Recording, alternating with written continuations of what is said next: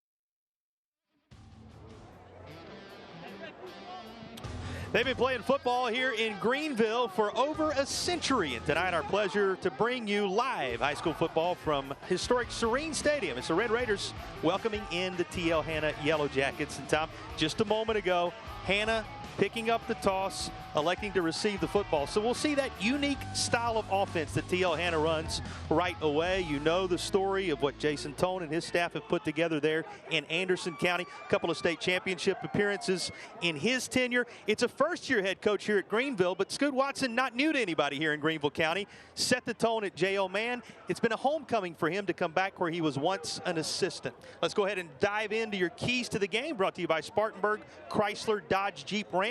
What does it take for Hanna to be successful they tonight? Control the quarterback. Young Keyshawn Farrell's a dual threat, run and pass, play in a phone booth, and you'll hear that a lot tonight. They play that the way they play that jam to the line of scrimmage, and they got to be able to create some space and open some holes. Greenville got to stop the run. That's up front, number one. 88% of the time they run the ball, 300 yards per game rushing, and offensive line discipline. This is a Greenville team that is going to do some certain things as well, and you'll have to handle that up front. So much of the focus is on what happens after tonight. Obviously, the playoffs are on the horizon. You're watching scores all across the state because positioning is being settled as we speak. Yeah, it is. This is the final regular season game of the year, and after this one, seedings will be set, and it's still up in the air. We talked with Scoot Watson about that. You know, you've got an opportunity for a region championship again for this TL Hanna team. This is something they do most of the time. So, like to finish it off, they won 8 consecutive ball games, lost the first one of the year.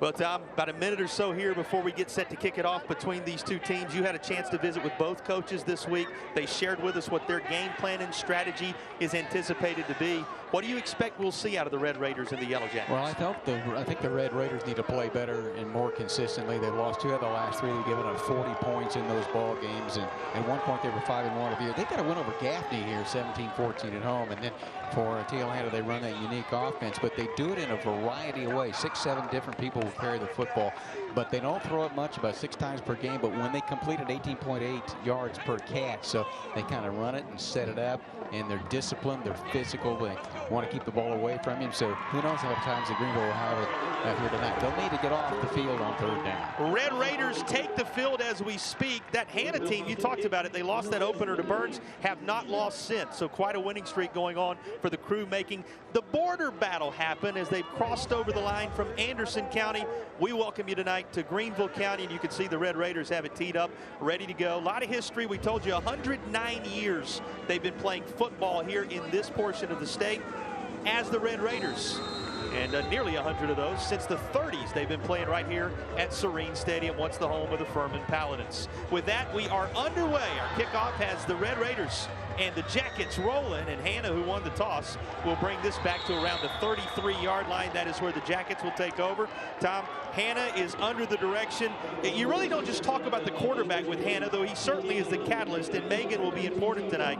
But Hanna is under the direction of so many in the backfield who will alternate roles, and they come at you with so many different weapons in this running game. Well, they've got 4 players that have carried at least 60 times per game this year. So they'll run a lot of folks in and out. And one of the major keys of this ball game is the offensive line and the experience of these young men that are coming back for TL Hanna. They're going to run the football. They start doing this back in the 7th grade. A lot of confidence in their backs, in all the key players in this one, and because of the confidence they have, they find themselves wanting the football right away. And here's the initial give as Hanna kind of right away begin to push it up to the 40-yard line. So 2nd down coming, and 3.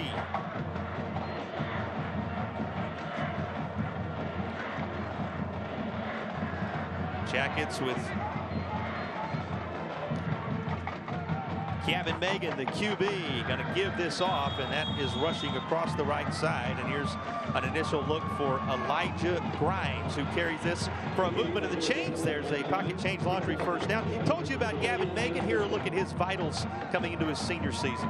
Yeah, he's a young man that played a little bit last year, 5'10", 170, a senior. He can run it a little bit. You sometimes think out of the running offense, maybe it's run by the quarterback the most. We'll see that a little bit more on the other side. Megan and company after the initial pocket change laundry 1st down of the night. Just shy midfield, and he's going to call his own number, and Megan is across midfield and into Greenville territory at the 46-yard line. All right, they so often, as this is the terminology of Coach Tone, will play it in a phone booth, this offensive approach. And Tom, you know, anytime you're dealing with the option or this type of running attack, you've got to honor the quarterback, you've got to honor the pitch, you've got to honor the dive. There's so many things that can happen on a given play. You have to play disciplined defensive football, and they're going to get you where they're outmanned and, you know, certain situations, and you just got to be able to handle the situations when they use motion, like here it comes. 2nd down just south of that Greenville logo on the Red Raiders side of the field, and Hanna will be stood up at around the 43-yard line. Ball carrier unable to go any further than that. Glenn stopped there. A 3rd down coming, our first key 3rd down of the night on their right. Yeah, it is. You know, that motion, that jet motion comes across. Good job out there. Julian Renrick, one of the defensive ends, and on the opposite side, Franklin Whitley will get into his background a little bit, being recruited by everybody. That was Isaac Galloway, by the way, on the carry there. Here's the 3rd down effort from the 44-yard line. They're going to need the 41 in order to move the chains. But another pocket change laundry 1st down. Here's a look at Cole, and Cole is turned aside. 4th down coming. Nice stop by the Red Raider D. Yeah, I tell you what, that is a really good way to begin things for the Raiders. Greenville looking to get off the field. TL Hanna leaving the offense right out there. On this designed offense, 3 yards, well, that's supposed to happen on just about every play. We'll see if they can gain it to move the chains one more time. Megan back up to the line. Everything in there tight. Going to be a little bit of movement there from Galloway as he moves off the left side. Greenville walking a couple of guys up. The box will be stacked tonight for the Red Raiders. May have been some early movement, and here's the flag. Just before the snap, some movement down on the lower side of your screen. Yeah, I'll tell you, it was a long count, kind of waiting. You wondered maybe if they were going to snap it at all until the last moment. That's an awful long time to have the offensive line be set there. So I'll tell you, if the Red Raiders can get out, get them off the field here this early, that's a win. Well, it's going to back it up, and now TL Hanna going to go into a punting formation. This offense not designed for this type of game on 4th down, and the Red Raiders send a return man to the 10-yard line.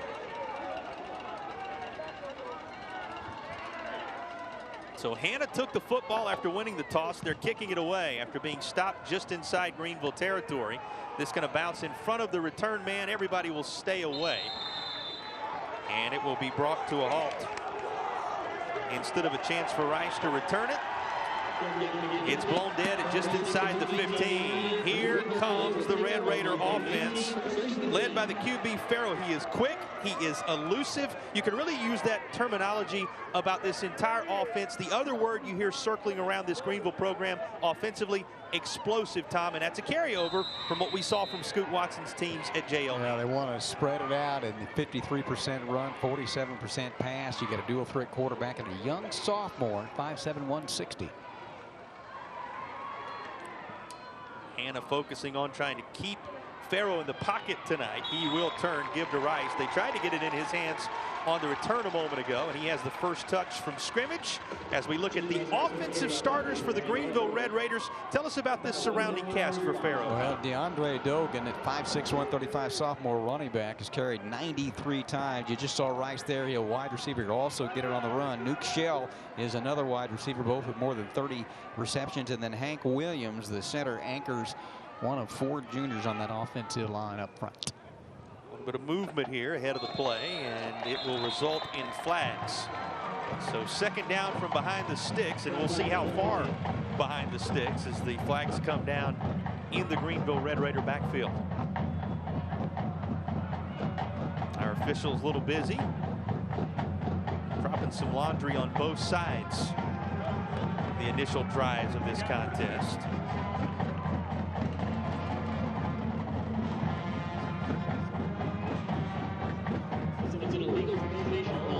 And it's going to be walked off against Hanna, so benefits the Red Raiders as it'll be 2nd down. And turns out to be around 6 now for the home team.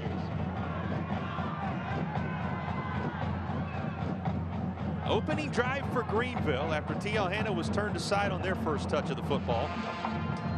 We find ourselves 7:44 to go in the first period. How about this? Caught, nice toss. And Shell there where he needed to be. Looks like this is going to be enough to move the chains. That's a pocket change laundry first down for the Red Raiders. So the penalty followed by this connection. And a good start for Greenville. Boy, he did a great job staying in the pocket there. Didn't flush out of there. Waited for that to develop his 31st catch. Averages 18.4 per catch. And Shell and Rice are a dual threat out there on the edge. And we saw Rice run the football as well. Tell me a little more about the QB as he gets set for this pocket change laundry first down. What can we expect from 19? Well, we mentioned a moment ago, 5'7", 160.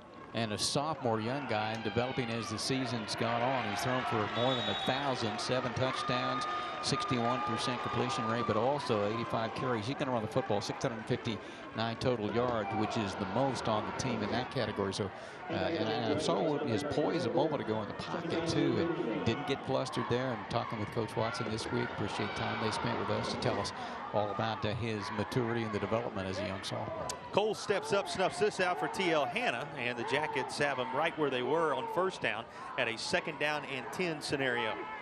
Looking for the 40-yard line. Greenville with already one movement of the chains under their belt. And a toss out this direction, going to be incomplete. Tried to go Rice's direction once more, as Tom was telling you a little bit about what a weapon he can be. Brings up 3rd down and 10. Tell you, look at the matchup here. Rice, and he's going to be guarded out that way by Walker Keller, outside linebacker, who's a Shrine Bowl participant. We'll start talking about. There's some North-South Shrine Bowl guys, all region, all state. Absolutely. All kind of guys. You got Shrine Bowlers, North-South participants, all the stars out on this final regular season Friday night of 2025. third down. A holiday, too, by the way. I understand the girls are out looking for candy tonight. Your girls out looking for candy tonight, Tom. Going to make sure he gets the pictures in here before it's all over with of what costumes they selected for tonight's festivities. So certainly hope you're enjoying your holiday wherever you may be. Glad you've chosen to spend a portion of it with us on WLOS 13, WMYA 40 for Bojangles Friday Night Rivals. This is going to back them up, Tom. Third down now from well behind the sticks. You don't want to get behind the sticks that much if you can. You never want to, but it's a pretty good. We've talked so much about Hanna's offense. Their defense has been very good this year as well. That's the 8-1 record. You know, I thought you might dress up too. Well, we are what we are, right? Here's a toss over the middle, in the hands and jumbled and then caught up near midfield. What a job to hang with it there, as that's one of the better contests of the night. Take a look at this. Yeah, it had time. Look, let me tell you what, he looked left, then he steps up in the pocket, continued to run it, and then it was Isaac Galloway was able to come up with that one and picked it off. And nice job there. That's a big conversion there. Again, got the stop defensively. Now you keep it away from TL Hanna. A good start. Coach had talked to us this week about last couple of games, lost 2 out of 3 and had been inconsistent in many phases, but looking for more consistency both ways tonight. Very nice job by Haga getting a job done. How about the gap here? And he stumbled a bit, or else he likely would have been gone. Instead, he's just outside the First Bank red zone. This carry had tremendous potential for Farrow. And Tom, if he doesn't lose his footing as he's just getting going with this, he's likely going to have 6. Yeah, I'll tell you what, he stumbled and just able to knock him out of bounds there. On the verge of our initial First Bank red zone opportunity on either side tonight, just outside the 20-yard line. And deciding to roll with it himself after the snap. But TL Hanna reads it beautifully and will have none of it. That was the QB, Trip Bryant here. But you see Bryant, just as he takes the snap, he is under duress. Yeah, you had both those young men in there. Farrow, he can run the football, but Bryant has played a little bit back there as well. But good job defensively to shut it down and lose 6. So it is second down. Behind the sticks didn't matter on the recent series for Greenville. Will it here in the depths of Hanna territory? And the southpaw QB fires away. Got a man down near the goal line. How about the work being done here as it goes from one to the other? That's Farrow on the catch, and he's on the doorstep. How about that? I mean, he's very slow in getting up, though. And you see a young man come in, get a chance, and launches it long. And he reels it in and then tackle just shy of the goal line. A little bit slow in getting up there. We'll see how that now plays you out. understand why they talked about the explosive nature of this Greenville offense. They'll mix things up on you a bit. What you don't want to see, and you said it, Tom, Farrow a little slow to get over to the near sideline after creating this First Bank red zone opportunity. All of our red zone chances tonight brought to you by our friends at First Bank, proud sponsors of the red zone. They got locations in Western North Carolina, all across the upstate of South Carolina to serve you as well. It is 1st and goal. Red Raiders looking for first blood, and they'll have it after a nice toss. Bryant takes it himself and tiptoes into the end zone for a TD. That's the initial Foundation Solutions touchdown of the night. 6-0 Red Raiders. Or Greenville makes good use of its opening possession. That was an impressive drive, and we saw Keyshawn Farrow as the quarterback. We saw him receive one as well. And Bryant, 5'10", 180, sophomore. He's the cousin of Kelly Bryant. He'd done some ball games back in the day. Pendleton, remember Clemson. The Bryant family and their impact here in the upstate of South Carolina. It continues. Trip Bryant finds the end zone. The extra point is true, and the Greenville Red Raiders have taken a 7-0 advantage. One touch of the football. It ends with Bryant finding pay dirt.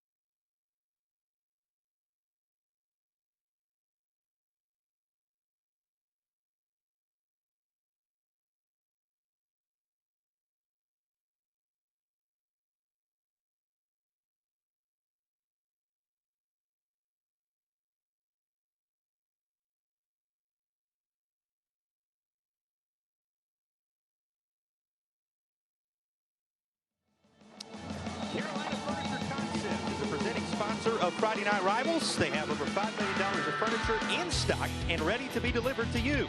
Visit their Arden and Waynesville showrooms or go online at CarolinaFurnitureConcepts.com. 4:46 to go in the opening period of action, and Greenville High with a 7-0 lead. What a drive that was. You know, you came into tonight knowing Farrell was going to be a factor. You wonder a little bit about his status, Tom. He caught the pass that put Greenville on the doorstep, but it was Bryant at the quarterback position tossing that pass, as well as finding a way to dance on into the end zone to give Greenville the lead. Here's Hanna on the return, and that methodical offense will begin at the 31-yard line. What were your thoughts on that initial drive for Greenville? It was impressive, and you go back to the conversion on 3rd down and 10. That set it all up, and the ability in the pocket to get away from the pressure, to deliver it, keep the drive alive. Then got involved in the passing game, and Trip Bryant comes in. A couple of he loses 6, then able to get Farrell. How long they've been working on that one? That was a nice play, but we'll have to see what transpires. Hopefully the young men be able to come back. But a nice drive, impressive drive, and it all started with the stop on the first offensive possession of Teal. It's Hanna's turn again now, as Megan is back out there with his host of backs. So many different weapons in the stable for Hanna, and that's the challenge tonight for Greenville if they're going to hold down this Hanna attack, Tom. Something schools have not done since all the way back at the first game of the year with Burns. It is they are going to bring different looks. The fullback will be featured. They've got a stable of backs alongside that. You've got the QB who has to be honored, and they throw the football a little more than you might think, a little more than they have historically. Timely tosses have been a big part of Hanna's winning streak as well. And when they catch it, how about 18.8 yards per reception? So you can see it right there on your screen. Play it in a phone booth. Everybody's jammed there. They'll set it up, and at some point they'll throw it downfield. Don't need to here. That's a first down run, midfield and into Greenville territory. Nice carry as he carries the pile with him all the way to the 46-yard line. That's a pocket change laundry first down run right onto the heart of that Greenville logo for T.L. Hanna. Yeah, just set that up. And Cole at 5'11", 185, a junior. He's one of the 4 with 60 carries, 453 yards. You know, 7.6 per carry as a team, 6.6 as well. And, you know, we can do the math. That's pretty good in getting the number of first downs and keeping the drive alive. And that is a First Franklin Financial first down. All of our first downs here tonight in Greenville County brought to you by First Franklin Financial in this first period of action. And First Franklin Financial first down play. Going to see Hanna keep it right in the heart of things. On that left hash it goes, and good for perhaps a few. And that's going to bring up around 8 needed as we close in on 3 minutes to go. Actually make it closer to a long 6 needed with 3 minutes and change remaining in the opening period. Hanna on the march. This is the second touch of the football for the Jackets. Interestingly enough, Tom, we were reminded by Coach Watson when we were down on the field pregame. We had Hanna against him last year when he was at Man. Featured on our air again. This is a little too tall and incomplete. We were at T.L. Hanna last year when he brought Man in there. And we saw Scoot Watson in action just past the hurricane scenario as South Carolina was getting its football teams back on the football field. We were in the Electric City for that one. Well, you talked about Scoot Watson and what he had done at J.O. Man, but he moves over to Greenville where he's been here before, but also very familiar with T.L. Hanna and what they do. So it's not like he had to adjust coming from one region to another, or maybe not playing them. So he knows what to expect from this team. Going to be third down. Far side it goes. That's Cole, and he's going to be out of bounds at around the. Let's see where they spot him out. He was near the marker, looked to be just shy of it. Watch Cole as he goes out on that far side. Going to be another fourth down coming. Now remember, in this type scenario, with this type of yardage needed, Hanna lined up to go for it last time, but experienced the penalty and were forced to kick it away. This go round, the offense stays right where it's been under the direction of Megan. Yeah, they got right down to the final seconds before taking the snap and had a lineman move early. Cost him 5. Fourth down and 3. They will have it inside the 35. That is a First Franklin Financial first down run for Hanna. Yeah, just pounded up inside. The big guys get it done. I mean, nothing fancy there. Just gave it to Isaac Galloway, 5'9", 170 senior. He pounded up inside, keep the drive alive, and the clock rolling. It's a quick first quarter of play. Boy, it has been. You think about the way Hanna rushes the football, and your possessions are a little more limited than against some of the spread it out and sling it all over the field teams you might see here in the upstate. Speaking of that, they will sling it down toward the goal line, and that is just off the fingertips of his intended target. Tom, if Cole is able to reel that in, this is an easy 6 for Hanna. It is, you know, and the last pass missed one just threw it over the top as well. But boy, he'd like to have that one. Just out. Great effort by Cole. He's got 5 for 96 and a touchdown as well. So to throw it on first down, you know, it's a good time to do that. You think you're going to just suck them in and get 4 or 5 yards maybe on first down? And he got his right paw on it. Just could close. Not quite corral it. Here's a second down from the 35, just beyond it, and just beyond 2 minutes to go in the opening period. Spun around and then met at the 33. How about this hit that puts a stop to this play? That's C.J. Williams, 6 feet, 200 senior, leading tackler. Wow, spun him around there, caught him high, 87 tackles, coming in, 7 tackles for loss, couple quarterback sacks. A big thundering hit there. Well, the term used when we were talking to both coaching staffs about this Greenville defense, physical. You saw the physical nature of the Greenville D on display right there. Third down it creates, and they're going to need about 7. They'll get 7. Oh, yeah. Down to the 22-yard line. And how about this First Franklin Financial first down run? Hanna showing you how much they can eat up on what looks to be a simple running play. Well, you know, and if you throw it on first down, you're probably still in 4-down territory, depending on where you are in the field. But at that particular point in time, you knew that. So why not give it a shot, just overthrew it, but then keep it on the ground. You pick up another 1st and 10. That was Jamarian Boston, one of the latest of the names we call. Big 4-7 getting a touch for TL Hanna. First Franklin Financial first down just outside the First Bank red zone at the 21. And now with his hand in the turf, he's in behind his QB, though the give is off to Cole, and Cole is going to take it down inside the 15 to the 11-yard line. So it is a First Bank red zone chance. We told you First Bank red zone, plenty of locations to serve you. In fact, they've got 23 of them across Western North Carolina and the upstate, serving customers in the Carolinas. They're so difficult to defend, and again, you're coming across that back end motion, that jet motion there, and gives you some speed and get a little bit of a crease at a big gain. Hanna looking for an equalizer on this drive, and that's 1-7 inside the 5, carried on down there. And there is Walker Kelly. You talked about him on the defensive side, Tom. He's going to go to the Shrine Bowl as a linebacker. He is a Wofford commit. He'll be playing for the Wofford Terriers, so we don't have to change the colors that much for the future, right? Yep, we did a game last weekend. Another young man that was going to Wofford, so they've got a couple of guys in the upstate that are headed that way. And there's Boston, who has been a big factor on this drive, and it brings us to the end of the quarter. So 1 is in the books and 1 is on the board. That lone touchdown belongs to Bryant and the Red Raiders. It is 7-0 Greenville at the end of the first period.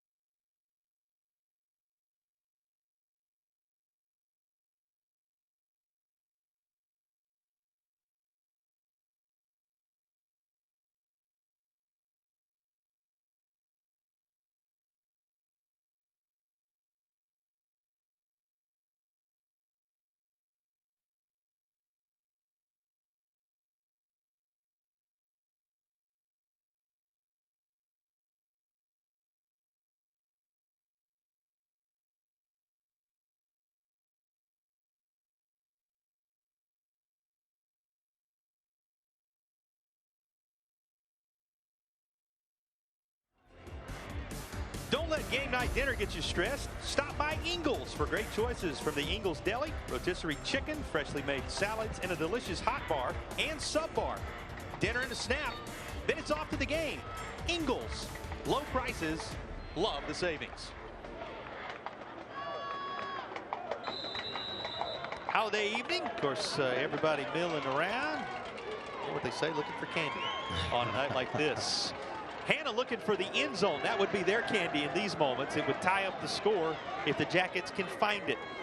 And from the First Bank red zone, they go to Boston once more, and he will go right where he had hoped. To start the quarter, a Boston touchdown. He did the heavy lifting on this drive, Tom. It's fitting that he has the Foundation Solutions TD. Yeah, he is settled in there at the fullback on that particular possession. And, you know, with some of the other options that you have to be able to defend if you get it blocked up front. And he's a big guy, powerfully built, and able to take it in for a touchdown.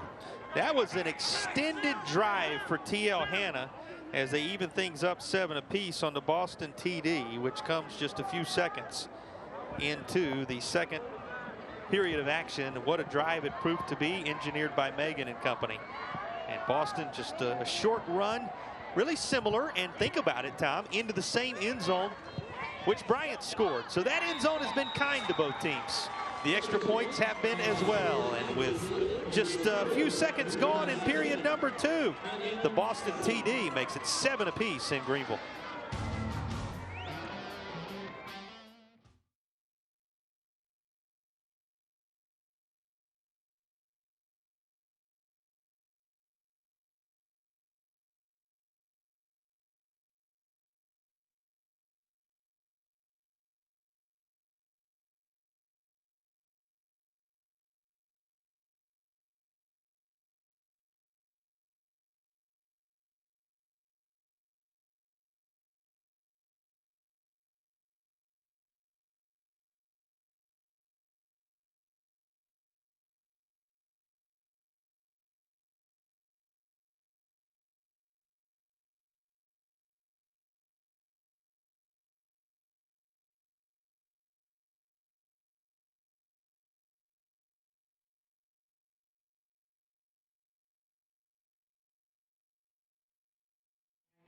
Bojangles is a proud sponsor of WLOS Friday Night Football. It's not just football season, it's tailgate season. Head to Bojangles and order the tailgate box today. It's not a tailgate without Bojangles. It's bow time. What a start for these two teams. You know, just one touch of the football for Greenville in that entire first quarter, Tom. They made it count with a TD, but Hanna has started the second quarter with a bang. We're even at 7 apiece. Well, I'll tell you, the key for Greenville is to get off the field, because that's what TL Hanna can do for you. And they can run the football effectively, which they did there. You know, nice response and good job by Greenville to come out. They had a couple of really tough ball games, most recently having lost a couple of games, given up more than 40 points per game. So a good start for them. And what do you mean Hanna with a response? What do you mean? The guys in green may not touch it. The guys in red may not touch it, but about 4 times down there on the turf tonight. We'll see. Obviously, there'll be more possessions than that, but it shows you how quickly the game can pass you by. That goes into the end zone and will be a touchback. You look down there at the green turf, and one thing you know, the next time you're around this area and you come back to Greenville, it's going to be brand new. They got new turf coming. One of the things Scoot Watson said drew him to this place, facilities, opportunities for growth and expansion, and the field going to be a big part of that. We talked about the history of this place, Tom.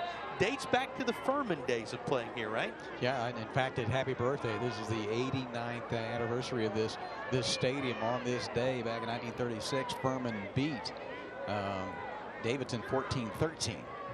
And no, I didn't cover it that day. I was going to say, were you there? But you took the words right out of my mouth. Incomplete as it's tossed near side. A lot of history here at Serene Stadium, and what this means, what this place means to the folks in Greenville County. Yeah, Furman played here up until 1980. They played South Carolina here 11 times, 10 with Clemson. So great history. But you know, we've been here with Jim Sosby was here for a while. We know what Greg Porter was able to do, and you know, last year was a blip on the radar screen to a certain extent. 2-9, 2-5 in conference. 3 previous years had won 10 ball games, and it's something that TL Hanna is used to doing too, winning at least 10 per game. Well, and Coach Watson and the staff he brought over with him, they've been right on top of it to turn the page quickly, trying to do so on this drive. How about this sit down route just on the near side hash And it's going to be marked right at the first down stick. We will see if in fact it's a movement of the chains. It is first down. You can move them, as Greenville does a nice job to create a new set of downs here. Wes Brunson able to reel that one in. Good to see Farrell back in, because he went off kind of holding that rib cage area last time out. That was a Greenville awning first down, and the first down play will have little available to it. By the way, Greenville awning, your custom shade solutions for businesses and homes in South Carolina, sponsors of our first downs. Here's what TL Hanna did with the first down play, Tom. Yeah, and Cade Morrell came up to make that tackle, 5'9", 165 junior, and boy, it's they like the secondary and the way they developed this year, and feel like that. We talked so much about the offense for TL Hanna. They were pretty solid on the defensive side as well. That's the 8-1 mark. Greenville trying to go on the move. We're talking about the changes here and the history here and all it means to have Scoot Watson and his crew on that sideline. This one going to be stacked up, so his group going to be behind the sticks, as that was dealt with beautifully. Oliver in there to make the stop for TL Hanna. Yeah, the middle linebacker, the leading tackler. You know, they spread it around. When you talk about on offense how many guys carry the ball, he's got 47 tackles, so there's a lot of young men on the defensive side of the football who get involved on the defensive play. You know, one more note on that Scoot Watson piece we were talking about. He told us a couple of things turned it. He said, number one, he got this group in the weight room right away, made sure he had some of the younger players coming out to be a part of this football program. The other thing he said just being present. He said the fact that we've been here, we've been locked in on these individuals and working with them on a daily basis, the buy-in has been tremendous. This play call is tremendous. On cue, it's across the Greenville logo into Hanna territory. That's the offensive play of the night on the ground for Farrell. Did you wonder whether Farrell was healthy after leaving the game earlier? Questions answered with a Greenville awning first down. Yeah, exciting young man. We talked about 5'7", 160 as sophomore in our ball game last week. Got a sophomore quarterback, T.C. Robertson out of North Carolina, and in the same way, kind of a dual threat guy there. Great job to break a tackle. If he goes down, then not going to have that opportunity to pick up the first down. What are we talking about? If you recently found us, he started the game at QB. He served as a wide receiver on the touchdown scoring drive for Greenville, but ended up a little shaken up. He's back now.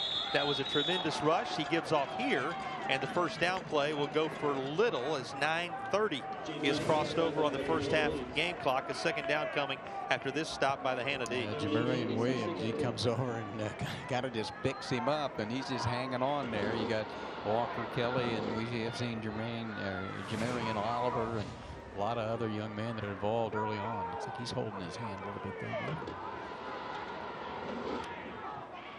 Well, I tell you, Greenville's doing what they need to do. They need to get off the field on third down if they can defensively, but they need to control the offense and keep it away, and they've done a nice job tonight. Yeah, utilize it when you got the football, right? Talked about that one touch in the first quarter. Making use of this second drive as well. Down the far sideline, finding a hole, and all the way down the far sideline for the TD. And that's Dogan working his way into the end zone. Well, we talked about Dogan as one of the key weapons for Farrell. Take a look at this. But it's all set up by what Farrell could do. He looked right, and then he came back, and he had that pocket presence there, and then hit him down the sideline and able to take it on in for the touchdown. Nicely done.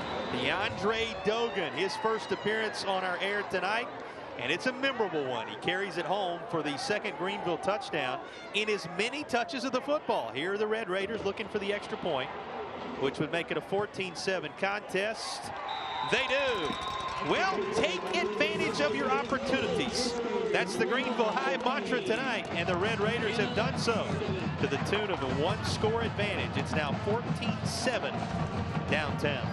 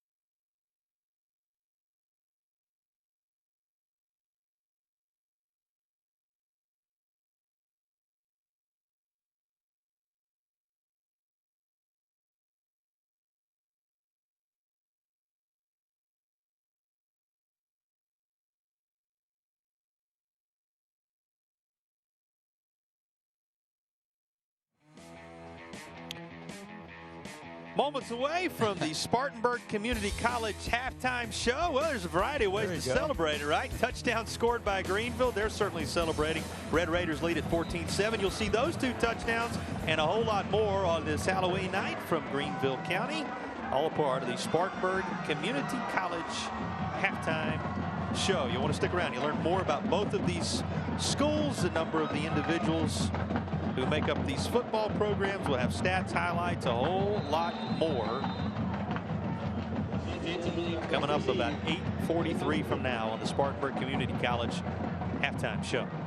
Greenville to kick it away after an extended drive for the Red Raiders, capped by the Dogan touchdown. And here's a return across the 20 to the 22, and that's where T.L. Hanna will take over. So a touchdown run for Bryant, a touchdown toss to Dogan as he found a wall on that far sideline, Tom, and Greenville making very good use of their 2 possessions. Yeah, talking about the balance that Greenville has had, 53% run, 47% pass, and we saw it in evidence on that particular drive. Then you throw it to Dogan out of the backfield, his 7th catch, and he got about as many yards on that as he has the entire time this year. But it was set up by the ability to read the defense and then have an opportunity to throw it and put it on the line.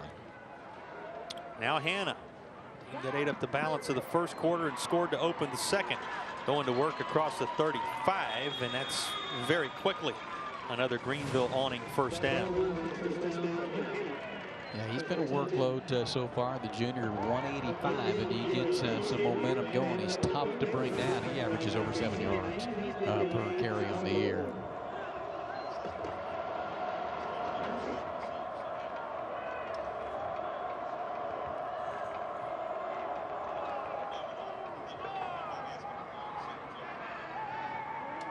First down from the 36-yard line. And another look on the ground. This is their MO. Hanna going to work into Greenville territory at inside the 40-yard line. And Tom, that's the latest time we call Cole's name. Yeah, he has been a major factor early in the ballgame. They get it blocked out on the edge before he's run down in the secondary there, but not before a big game. Case and Carson happened to make that tackle out there. He and his brother, Colin, in there as well. Make it back-to-back Greenville awning first downs for T.L. Hanna, the team from Anderson County.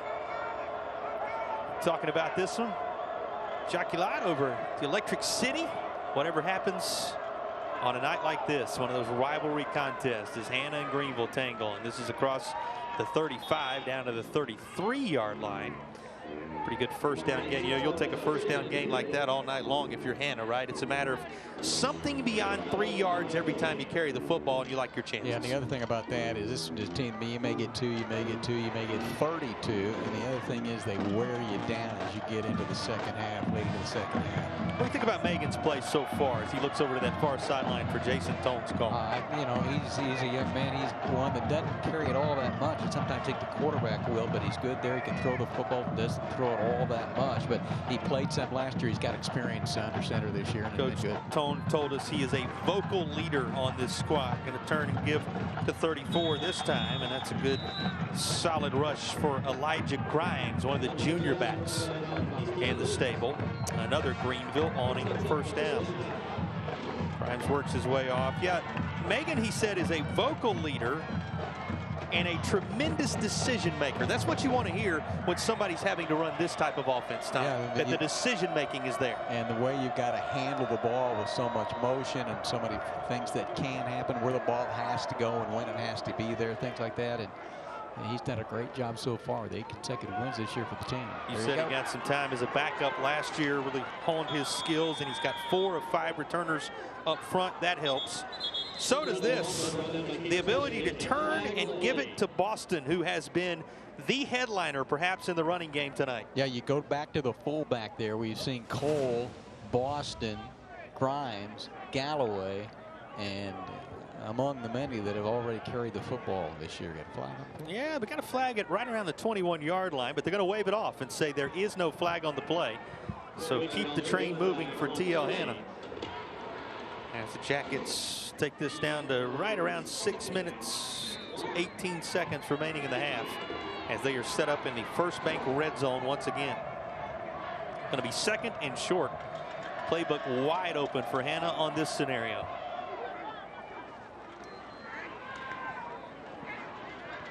That's a first down. Carried across the 15 down to the 14-yard line. As he gave it off to Nance, that was Amari Nance getting his name called this time. That's the first time we've seen him carry the football. He's a north-south guy on the team there, and he has 82 carries, going over 629. He's the leading rusher. He got 3 100-yard rushing games. That's the first time he's carried the ball here tonight. So you see how many opportunities that some of these other young men get to. First down inside the First Bank red zone. It's a Greenville owning first down at the 14.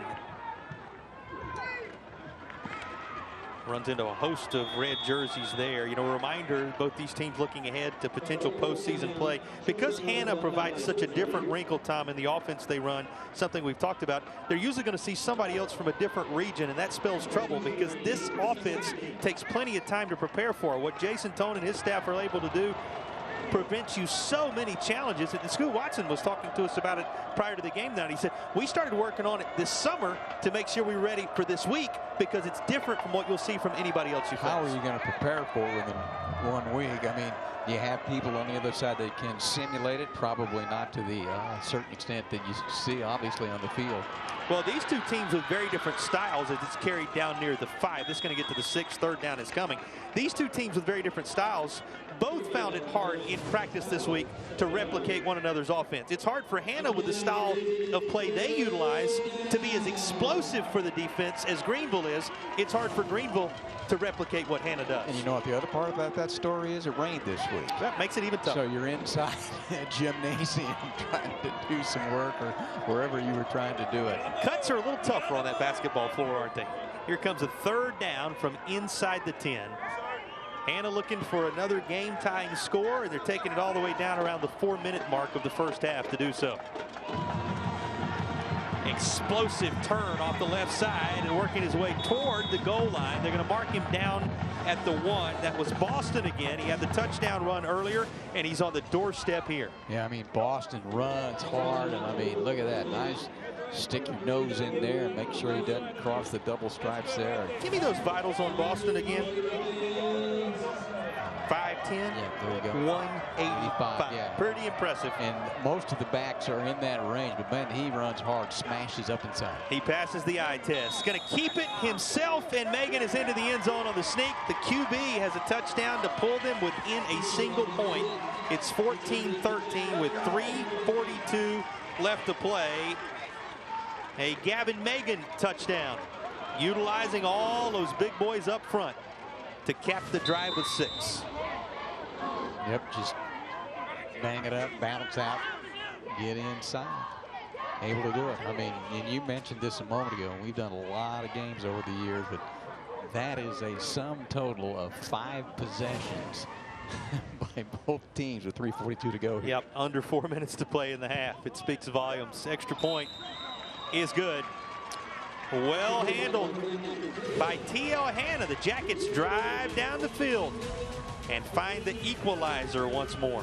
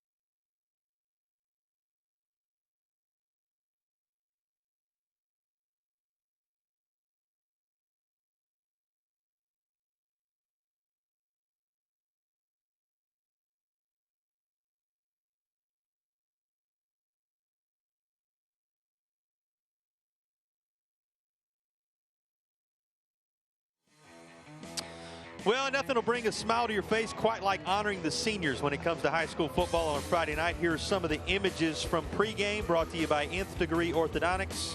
proud sponsor of our Smile Cam. If you're looking for a smile, check them out at Nth Degree Orthodontics, proud sponsors of tonight's Smile Cam. There's a race car driver in there somewhere. Yeah. A lot of different looks tonight on this Halloween. I ask you, what did Van Horn girls do tonight? Oh man, they're out and about. Out and about. They're living large. I hope you gave them the assignment. Make sure you bring Dad plenty of candy home. That's what we shared with the nieces and nephews and everybody related to this one. It always is the highlight of the evening. 3:42 to play. What a drive by Hanna. Yeah, it was a very good one. I tell you, when I got here tonight, they just got through interviewing the scholar athlete, I believe, for Greenville, and I asked her who you dressed as. She looked at me like I was an idiot because it was like Harry Potter. I go, oh, I got you. Whoever it was, you were supposed to know. I was supposed to know.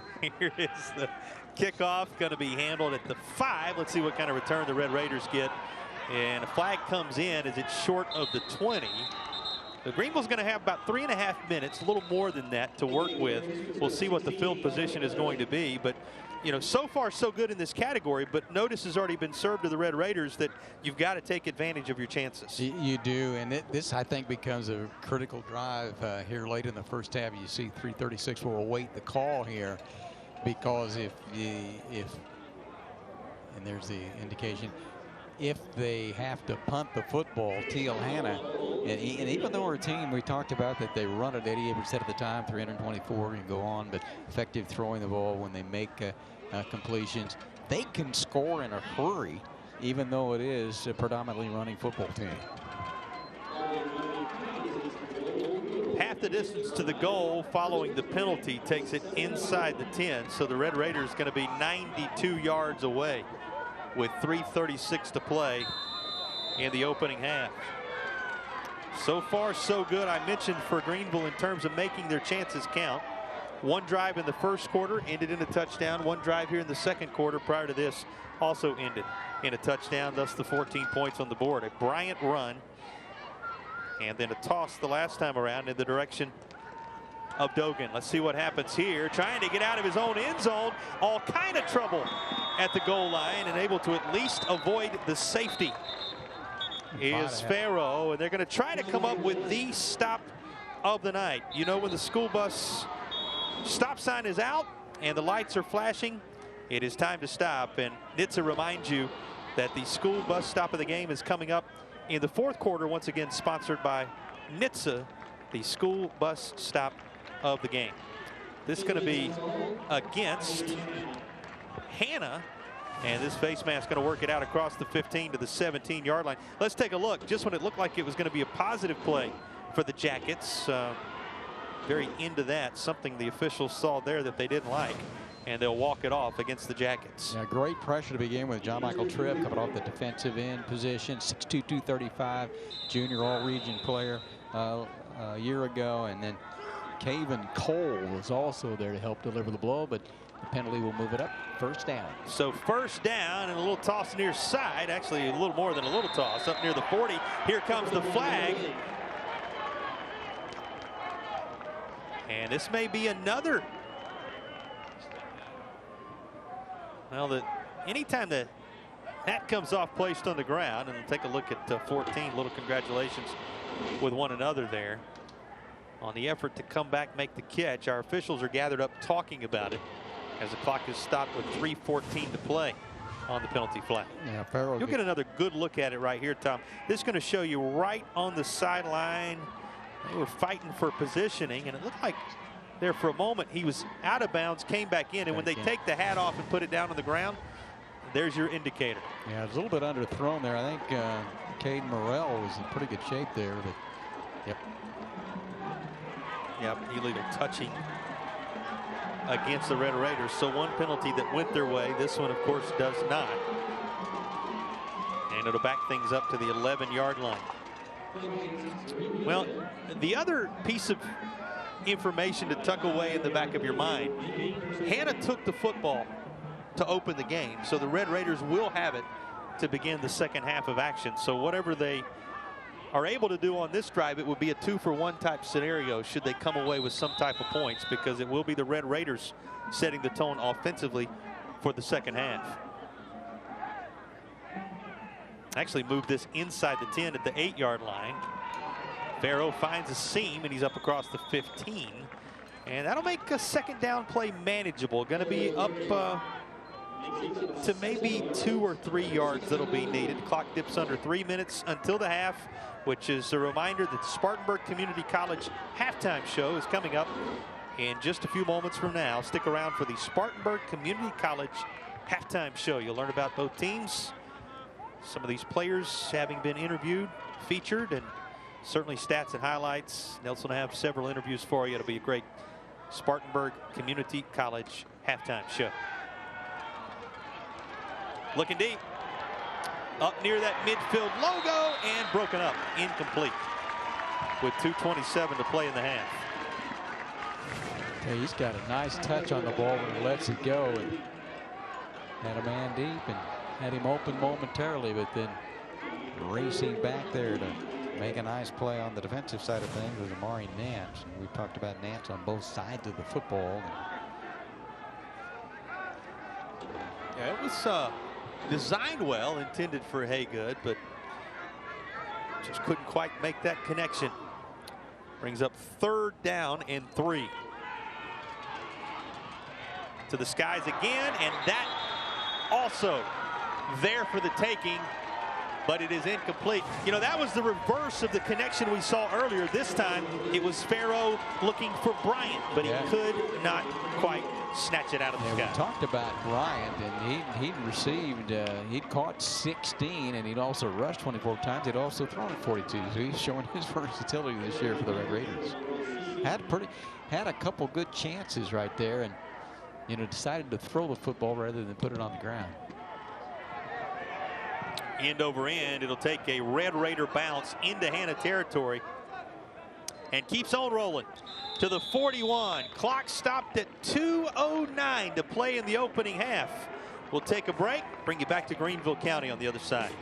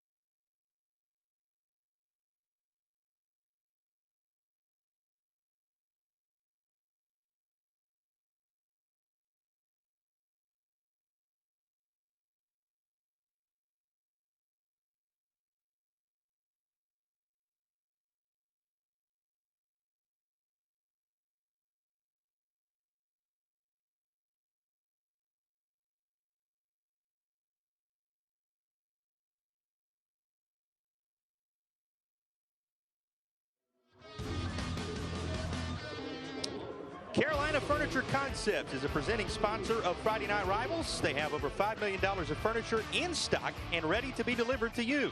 Visit their Arden and Waynesville showrooms or go online at CarolinaFurnitureConcepts.com.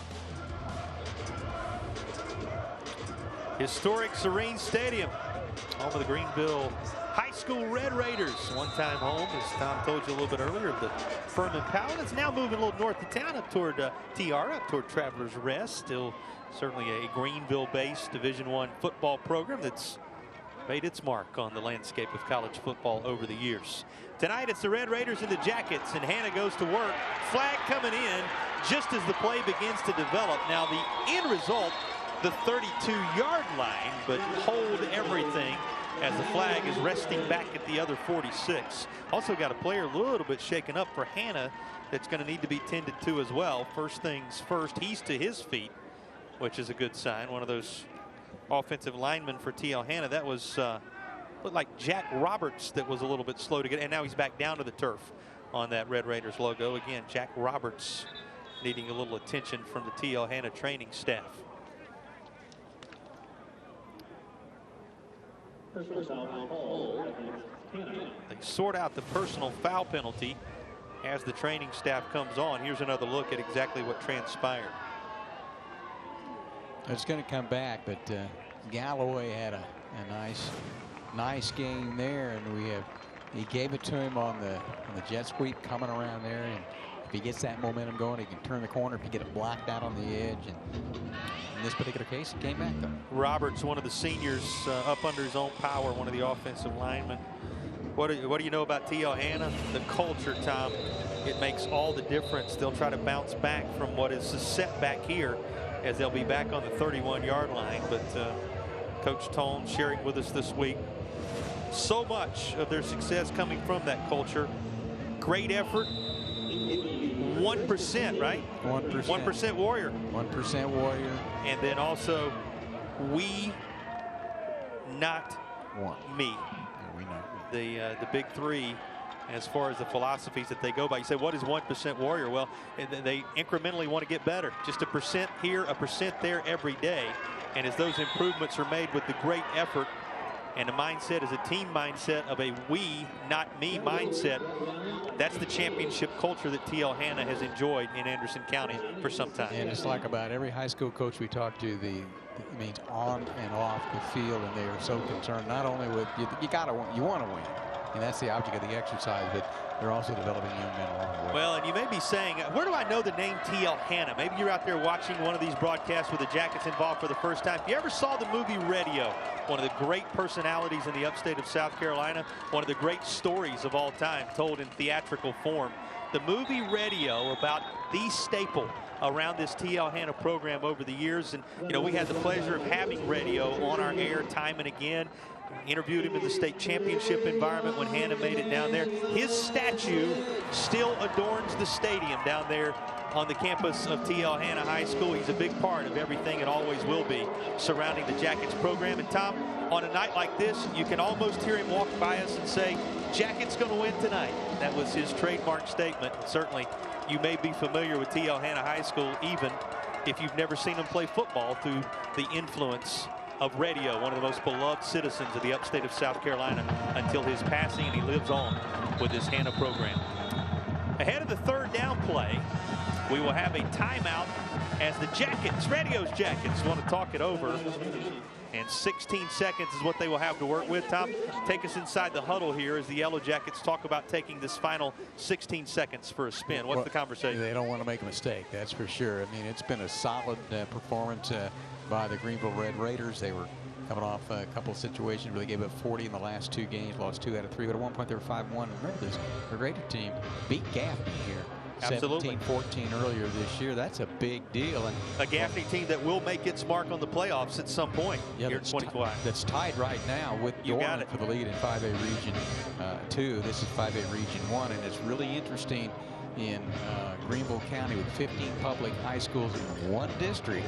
We do a lot of games up in Region 2, and all of those schools for the most part have one district that make all kinds of decisions based on that school, their sport, the emphasis they want to put. So there are some challenges sometimes for those that are in Greenville County. Yeah, no doubt about it, which makes it all the more impressive what Scoot Watson did at J.O. Mann, and has brought right over here to what he's doing at Greenville High, and taken no more than a year to turn things in a positive direction. And he's excited, Tom. They're going to host a playoff scenario next week. Somebody going to be working their way in for a playoff opportunity. And of course, you know where Hanna is after losing that opener, but winning everything since. Jackets in prime position to make another deep run into the playoffs. And I'll say it again, when they see those other teams from other regions that aren't used to their style of offense, it bodes well for the Jackets in a deep playoff run again. Well, here is the run a little deeper into this night. 9 seconds to play on the Greenville side of the 50, make it 8, and that is where things will come to a halt as they reset it after the first down. I mean, think about this. 3rd down and 15. They run it to the short side of the field, and they pick up the first down. Greenville owning first down nonetheless. When that's what you do, that's what you do. 8 seconds to play, and keeping it according to the game plan. Now needing the 36 to move it again. Looking to throw. They will be effective with this from time to time. Just tosses this aside, and Hanna will have one more play. 2 seconds on the first half game clock. Remember, Greenville gets the football to start the third quarter in what is right now a 14-all contest. Take a souvenir home tonight. Yeah, there we go. Gotta have that Greenville Red Raider logo somewhere prominently displayed at the house. And so many, and the group getting set to be honored here at the half, getting ready as we look on at this final play. They reverse it, flags come in. That's thrown in an area where it looks like it would be against Hanna. If so, you're talking the half as time does expire, but let's make sure.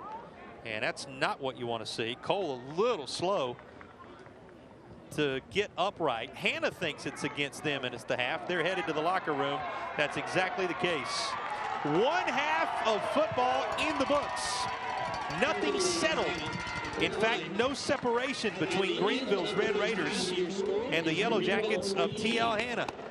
14 on the board on both sides. Tom, highly competitive first half. Good first half for the Greenville drive. They did what they needed to do. They struggled a little bit here down the stretch. Red Raiders, absolutely. And we go down to the field where Nelson is standing by with Coach Watson.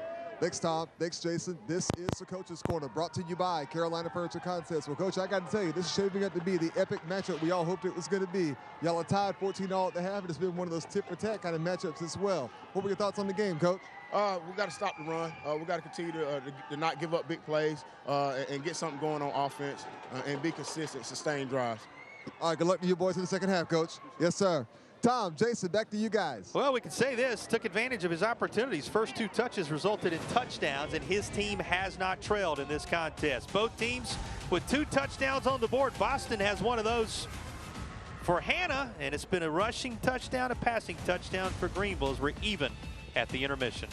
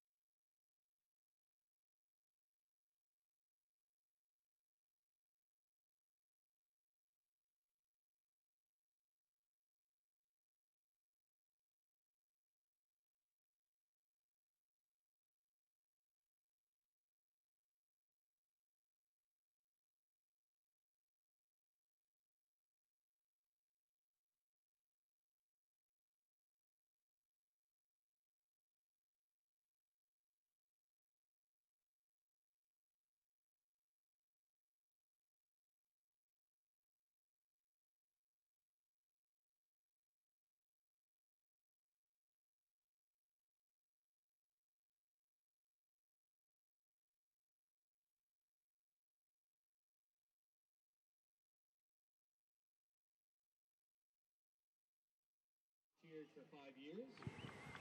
Her favorite Yeah, memories 30 are seconds, both okay. years All right, 30 seconds. they won the Do we have to hold this any, like... Yeah, I want you to put it in your mouth like it's an ice cream cone, so wherever your mouth goes, it goes right along with it, okay? Perfect. Just smile, just have a good time. If he's talking, please look at him and look engaged, and vice versa. If he's talking, look at him and look engaged, okay? Yes, sir. Not at the camera. Can you guys talk into the microphone just to make sure we got a mic check? Yeah, mic check. Mic check. Yeah, we got both of y'all. Okay. Yeah, here we go. Smile, have a good time.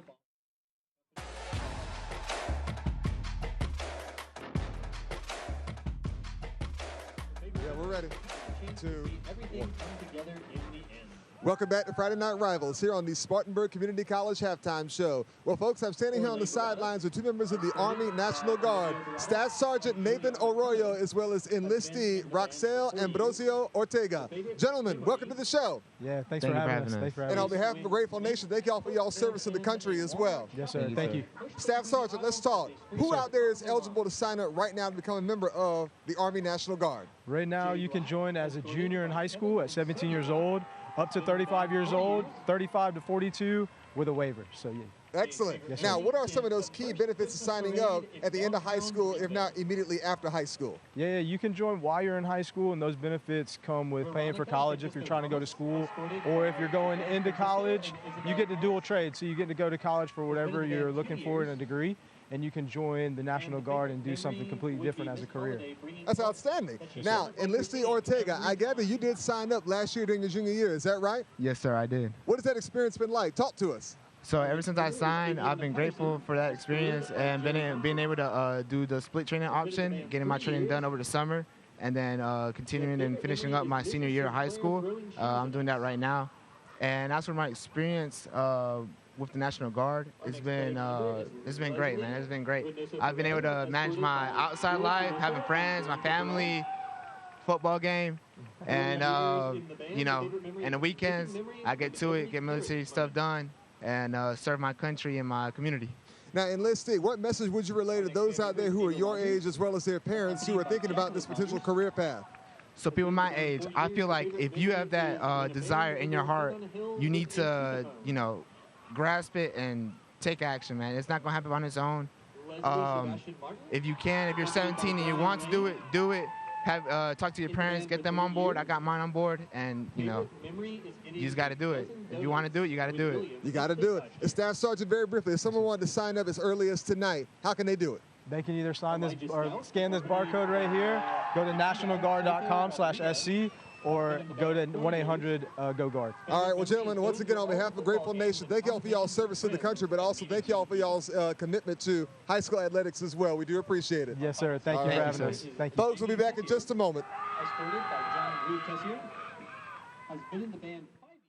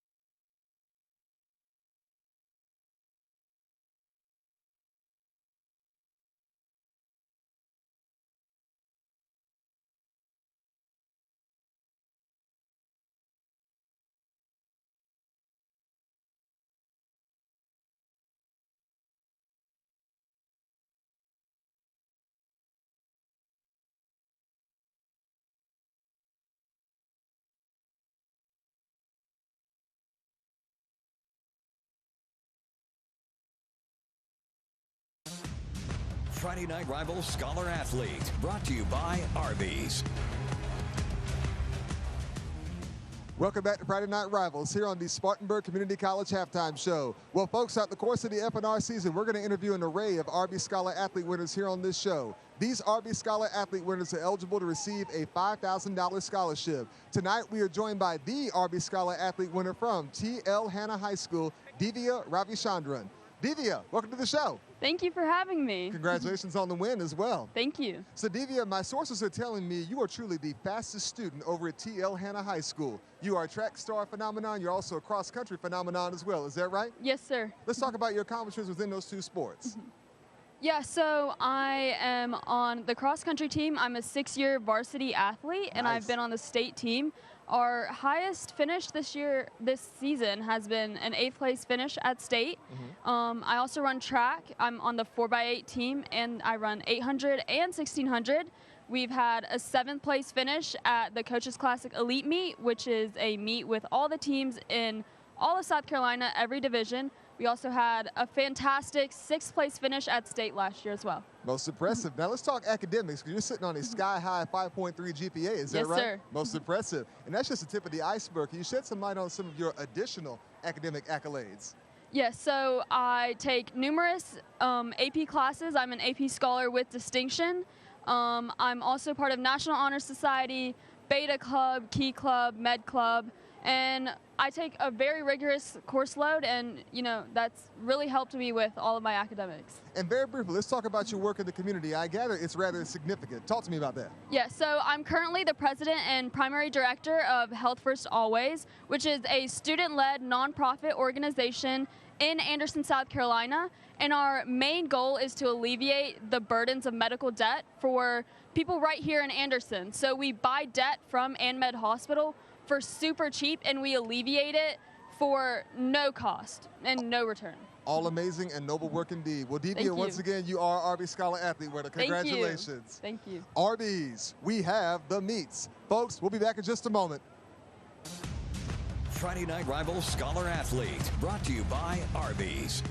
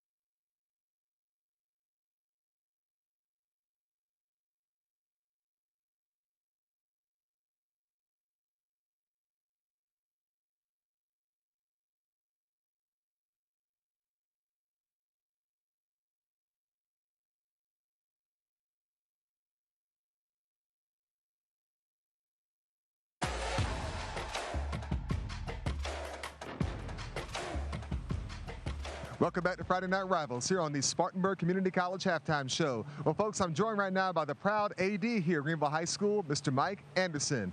Mr. AD, welcome to the show, sir. Appreciate you having us. Thanks for being here. Yes, sir. Now, as you know, tonight is a big game for you and the Raiders Nation. It's a rematch game from last year. It's senior night for many of your players. And, of course, y'all are sitting on a 6-3 record, and the playoff picture is on the line as well. What are your thoughts, sir? Yeah, big game. Obviously, TL Hanna is a really good team. We've got a lot to prove. You know, they beat us last year, and this, you know, we're at home this year. That's so right. It's a possible down the line we could see them a second time in the playoffs. So a lot of things will be sorted out tonight, and just hope we can possibly have a home playoff game next week. It's going to be a great game, I'm sure. Now, we're sitting here on y'all's football field, and I heard y'all going to have some renovations of the field happening relatively soon. Is that right? Yes, sir. As soon as the season's over, we'll be getting turf placed here. So the grass will come out and the turf will go in. And we got a lot of positive things happening around the school, and this is just one of them to keep building on our great community. Well, Mr. AD, on behalf of My 40 and Friday Night Rivals, thank y'all for inviting us here tonight. And, of course, I got to say it. Happy Halloween, sir. Yes, sir. Appreciate you. All righty. You heard it here first from the AD of Greenville High School, folks. The best Thursday night lights and Friday night rivals highlights from across the country. He's going to heave it deep right down the middle of the field and going up to get the football. Did he come down with the football? Yes, he did. Sir. What a catch right there from Kaleem Taylor. Allen Moore with pressure on the backside. This whoop. That ball's on the ground and picked up. This is going to be a scoop and score. Jaden Millhouse to the house. Outlaw Casa. Downfield, intercepted. It's going to be picked off by Holmes. Here he comes to the near side, and Holmes trying to pick up blocks. Cuts it back the other way. Holmes still on his feet.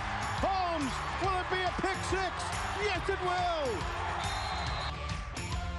Fade to the end zone, trying to make the one-handed catch. Tremendous effort over there by Isaiah Ivey. Call it a touchdown. That was 4th and 10. Chased out of the pocket, launches it down the field, and it is caught. It's a touchdown. Oh my goodness! What in the world? Playmaking ability from Fort. Peachy to the end zone. Touchdown! Oh my goodness! The final play of the game. What a moment! Got your way. QB sneak wins the game. That's a fitting end of the season, don't you think? All of the emotions. 14 all at the half from Greenville High School, Serene Stadium.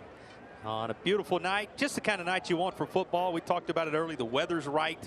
The fans filing on in, making sure they got the blankets and the layers, and you have all the history, as well as two teams who expect to be home the next time they play in playoff scenarios. So a lot of positives tonight, and the biggest positive of all, you're with us. Thank you for joining us as we continue our halftime coverage by checking in with Nelson, who is standing by with TL Hanna head coach Jason Tone. Thanks, Jason. This is the Coach's Corner, brought to you by Carolina Furniture Concepts. Well, Coach, we're tied 14 all at the half. What was the message just now to the boys in the locker room? Continue to fight. We've got to limit their big plays defensively. We're playing pretty good defense. We've had several tackles for loss, but then we're giving up explosive plays, so we've got to limit those. All right, good luck in the second half, Coach. Yes, sir. Tom, Jason, back to you guys. You know, Tom, one thing about Jason Tone is we've covered him over the years in state championship environments in the regular season. He's so even keel. And it certainly provides that no panic approach that we see out of his players as they stick with the process, and the program has proven that out with their success under his leadership. Yeah, I mean, they've been outstanding. We talked a little bit about Coach Tone there in his 7th year, what he's been able to accomplish, and Jeff Herron 2 years prior to him, and then even Bruce Hollis got it going, coming from Polk County over to TL Hanna, and kind of got things turned around to that point. They're used to winning. They expect to win. We talked about how they develop.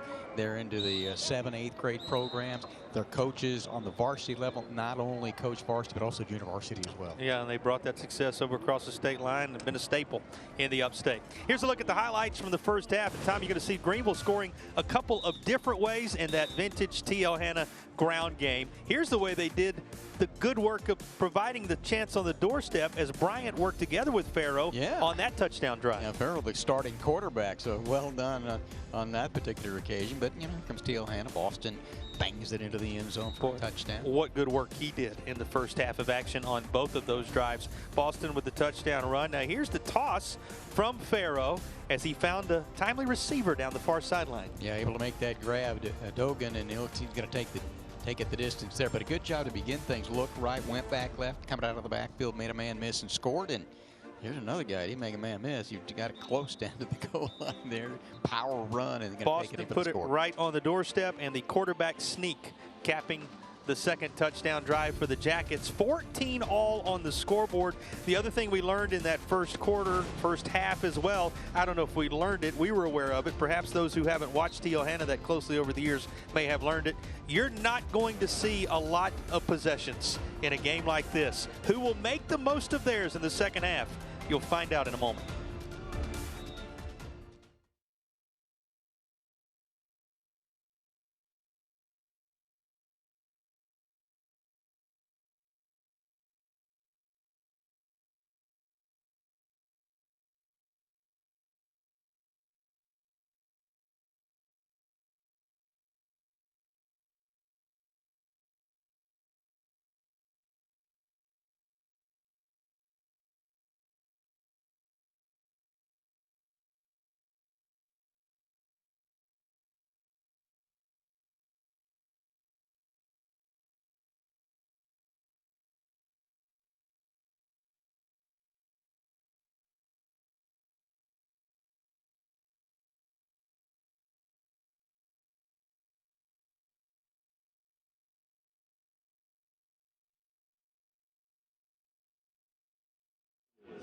To learn how to make conversation started.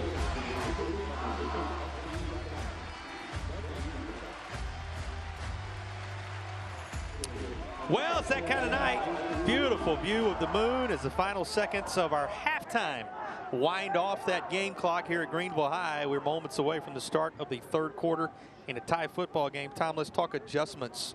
Start with the crew that will have the football first, this Greenville High squad. What adjustments do you see related to your keys to the game? Well, not much really on the offensive side. They've been able to move the football. We've seen the ability to run it and throw it a little bit. You get to look at the keys there.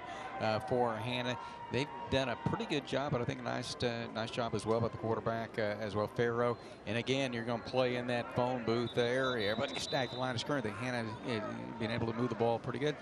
Greenville, they stopped the run that first possession, and you know that was one of the keys. The only time they didn't score, but able in the second part of the first half to be able to grind it out a little bit better. And this is a team that can wear you down a little bit, and then you got to be pretty disciplined with all the movement that comes up front on the defensive line for TL Hanna as well. Our Spartanburg Chrysler Dodge Jeep Ram keys to the game coming your direction. We thank our friends at Spartanburg Chrysler Dodge Jeep Ram for sponsoring our keys to the game. So Hanna set to kick it away. They won the toss, took the football in the first half, didn't score. Greenville scored on their first possession.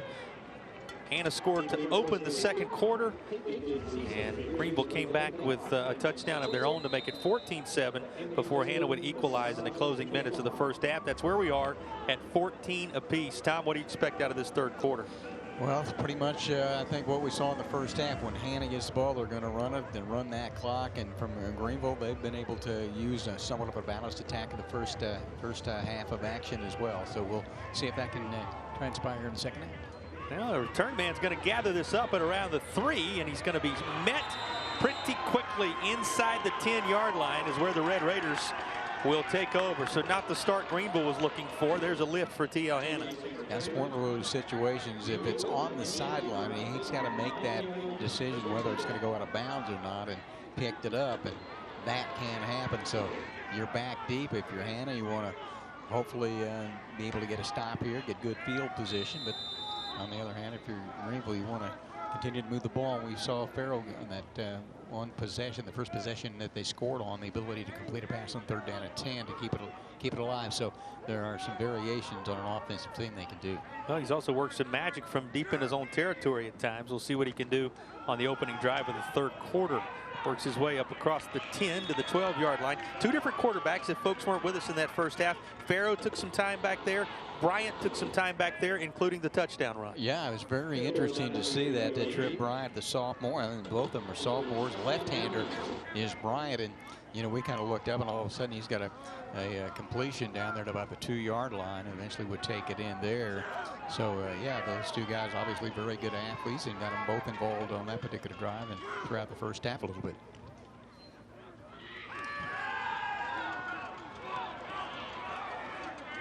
decides to tuck it. Going to weave through some traffic. He's up across the 20, and at the 35-yard line, finds another gear across midfield and into Hanna territory. Here is a vintage rush for Farrow. Yeah, you want to avoid the explosive plays. What was one of our keys is to control this young man, because he can do this as well as throw it down the field. We saw it on a couple of occasions, but one of the best things he has going for him, Jason, is what? Self-preservation. He either slides or steps out of bounds. He's a very, very smart young man in that regard. Has the first Franklin Financial first down here. Over into Hanna territory. Boy, looking right at you, that Hanna defense. Greenville putting it on the ground themselves, and that's going to be maybe across the line of scrimmage. Here come flags from everywhere. Didn't get a chance in that first half to introduce you to our officiating crew. Jerry Rackley is our referee tonight. Our umpire is B.J. Pate. The linesman is Sigmund Arnold. The line judge is Brian Hopkins. Our back judge is Jeremy Caldwell. And working hard up here in the booth, Paul Brooks, a part of the officiating crew. Tonight, the third team on the field, making sure things are handled well on this final Friday night of the regular season here in Greenville, South Carolina. After the penalty, things set up at the 40-yard line. First down, just rolling inside 11 minutes to play in the third quarter of action. And Farrow going to look deep. And he throws into some heavy traffic. And that is somehow caught. Wow. Talk about threading the needle. Look at the job done here to bring that in. Wes Brunson able to make that catch. He had one of the first half as well. And I mean, you want to talk about putting it in a phone booth. I mean, we talk about Hanna's ability to run the football that jammed in there, but I mean, he placed it in there perfectly. That's a tough catch, too, with a couple of defenders right on him. Nice job. Now set up shop at the 25. And knocking on the door of the First Bank Red Zone. What a drive this has been from the shadow of their own goal line for Greenville. Looking for the other goal line here, but just a little too much air underneath it and incomplete. Tell you what, he's a poised young man in the pocket for a sophomore. We talked about not that big, 5'7", 160. Fit it in there a moment ago, and you know what? That's just out of the reach. Pretty good coverage is there, but almost dropped it right in the bucket there. It was Nemias Thomas, the left cornerback, sophomore at 6 feet, 170 in pursuit.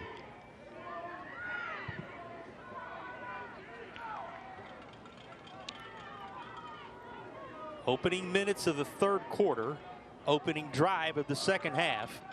And Greenville moving from deep in its own territory to the TL Hanna 25, and this is lofted up, but that too is out of the reach of his intended target. Was trying that time to connect down the near side with Shell. We saw him make a catch earlier in the contest, but they're unable to hook up here.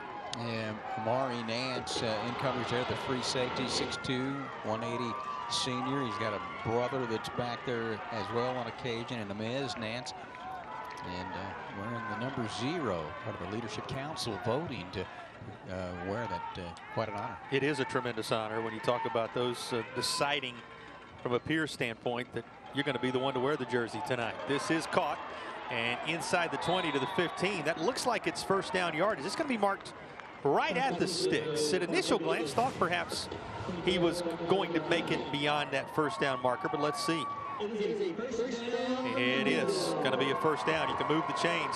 Not only a First Franklin Financial first down for the Red Raiders, but another First Bank Red Zone chance for Greenville High. Yeah, good catch there. Good all the way around. Jaquan Haygood able to make that catch. Let him come in. They were after him. Kind of backpedal a little bit. Let it separate. Hit him on the move, and enough for a first down. First Bank Red Zone.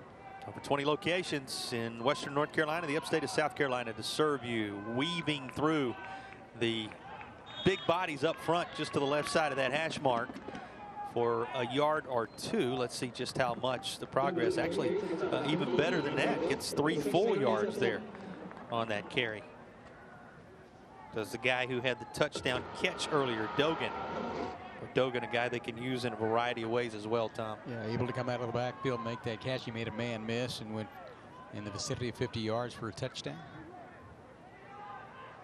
Red Raiders, 4 possessions, looking for a 3rd touchdown. Think about what they've been able to do with the football tonight. And that reach for it is going to be to no avail, but there is a flag that comes in here in double coverage on the incomplete pass to the end zone. And Demias Thomas matched up on the backside over there and got the contact. We'll see how the call goes here. Got an impressive drive after starting at the 9-yard line after the punt was fielded, or the kickoff was fielded at the 3. You're right. That's the story here. Might have expected it was going to be a pass interference call against Hanna. Here's another look at it for those of you at home. And with 9:09 to play, Red Raiders are on the doorstep. That is the story, Tom. This march for Greenville from way back in the shadow of its own goal line. Farrow stays up to get something out of nothing as he falls forward to the 4, but there is a flag down. You know, it's 2nd down and 1. He found his way to 1st down yardage, but hold everything as the hanky is on the field. And here's another look at the run and the job he did. He looked to be completely shy of things at about the 9-yard line, and he fell forward to the 4.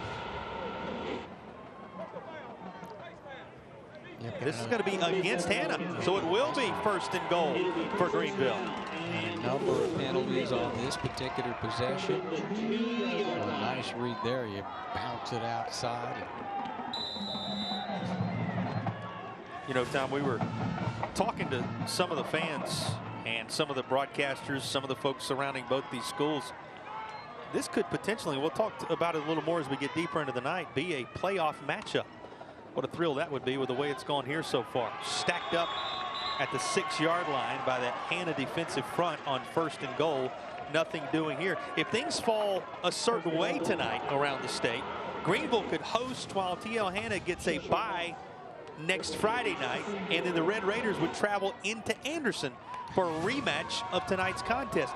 Not saying that's what's going to happen, but it's a possibility of what can happen depending upon how the seeding shakes out around the state. So you could be seeing a preview of things to come. Yeah, a lot of things can happen based on what happened last night and tonight. Now, Greenwood won last night, so, and this is a TL Hanna team that beat Greenwood 22-21. So even if they would lose tonight, they'd have that tiebreaker. Here's a toss to the corner, and it is caught for a touchdown.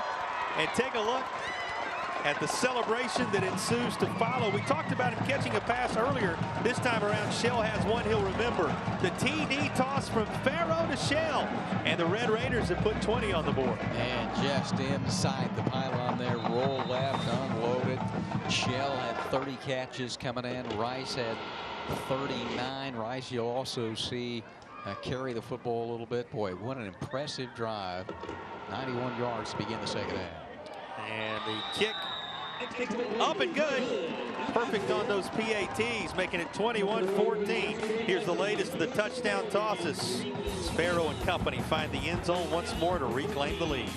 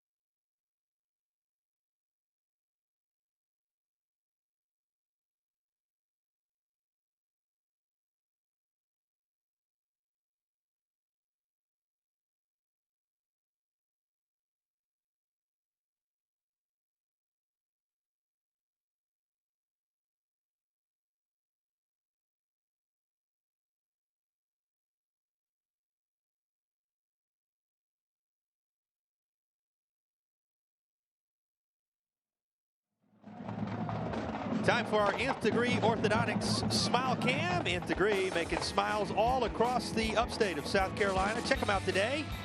And we thank our friends at Nth Degree Orthodontics. They certainly are making smiles brighter in this region of the state and beyond. That's the Nth Degree Smile Cam. Now set for kickoff in a 21-14 game with 8:14 to play in the 3rd quarter. Tom, It's worth going back and reminding everybody that Greenville started that drive inside their own 10-yard line. Yeah, they did. The kick down about 3-yard line. It will work its way. A couple of penalties along the way, and it turns out to be a 91-yard drive.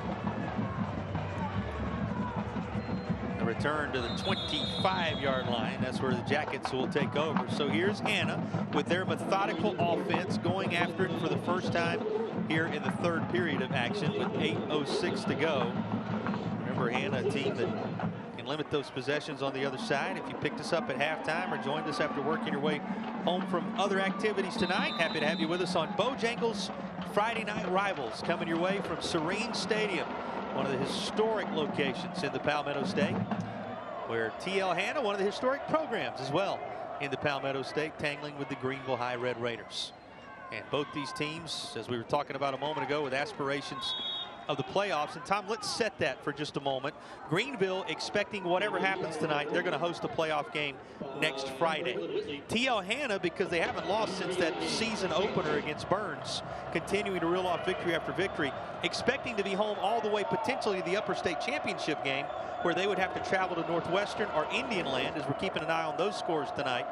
That's if they win. If they lose, the scenario darkens a bit for Hanna, but they still would be home to start things you would expect. So prospects look very solid for both of these teams as we approach the playoffs. Yeah, as far as Greenville, I think Coach told us could be one of 3 different teams. You don't know. The object of the exercise is to get into the playoffs, be it high school, whatever level you want to talk about. And you win one, you might win the next, and you might win the next after that. So just get into the playoffs, see what happens. Greenwood won last night, so they're sitting there 6-1. Yes. This is a TL Hanna team that's won 8 straight, 8-1, 6-0 in league play. They won 22-21 over Greenwood, so they've got that tiebreaker there when you start looking at that. First Franklin Financial first down from just shy of midfield for Hanna. Yeah, let's talk about a couple of those contests for TL Hanna. You mentioned the Greenwood contest and how important that was. You know, who can forget the Malden game, in which they turned the football over 4 times but came back to win it in overtime. You know, Coach told one of his statements, winning is hard. You know, you have to work hard because winning doesn't come easy. This is a team that's found a way to grind out some key victories this year. Yeah, they've been challenged, and you go back to Burns, and you know that circumstance there was the new stadium, you know, an incredible crowd and atmosphere. And would have been hard to rain on the opening of Nixon Field, the new Nixon Field parade, right? Yes, it would. There's a 44 up to the 45-yard line, but things looked up from there. Yeah, won 8 consecutive, and yeah, you mentioned after that Malden game, scored 32, 42, 55, and 31. So they've scored 40 points per game in the last 4, which is impressive when you take a look at where we are, 6:03 counting third quarter, because it's a Greenville Red Raider team that has given up 40+ in 2 of the last 3, and Coach telling us they've been a little bit inconsistent. But holding them to 14 tonight. Third down, a key third down from the 45-yard line, and they need the 49 to be assured of a first down.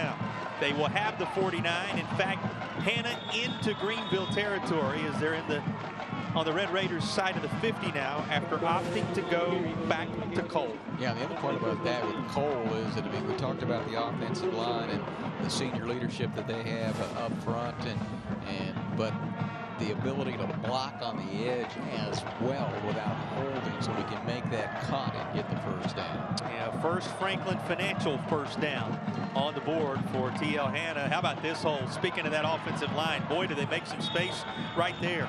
And utilizing that space is Isaac Galloway. Galloway slices his way through to the 40 and inside it to make second down manageable. And set up there by the block by the fullback, Boston, 47. You saw it out on the edge. He cut back inside. The other guys turned him inside as well, and he had a little bit of a crease there, and that's all he needs. Megan and the TL Hanna Yellow Jackets on the march with inside 5 minutes to play in the third quarter.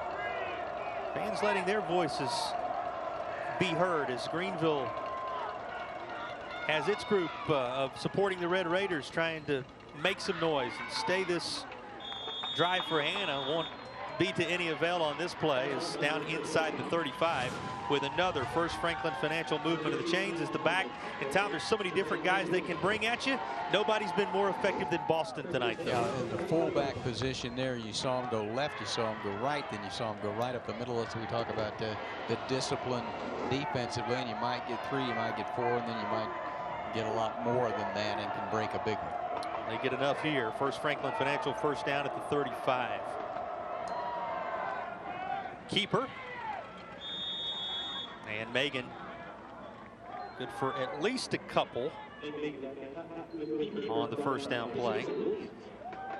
Time passes quickly when these guys have the football. You'll see C.J. Williams again, the middle linebacker, come in to make the play, but Boston has gotten it out on the edge and up inside, and then he fakes it to him, and that Boston becomes a blocker up inside. He got a pretty good game, but good job defensively keeping it just 2. Well, he said we ask our backs to do a lot. They got to block, they got to run, we ask them to catch, we ask them to fake.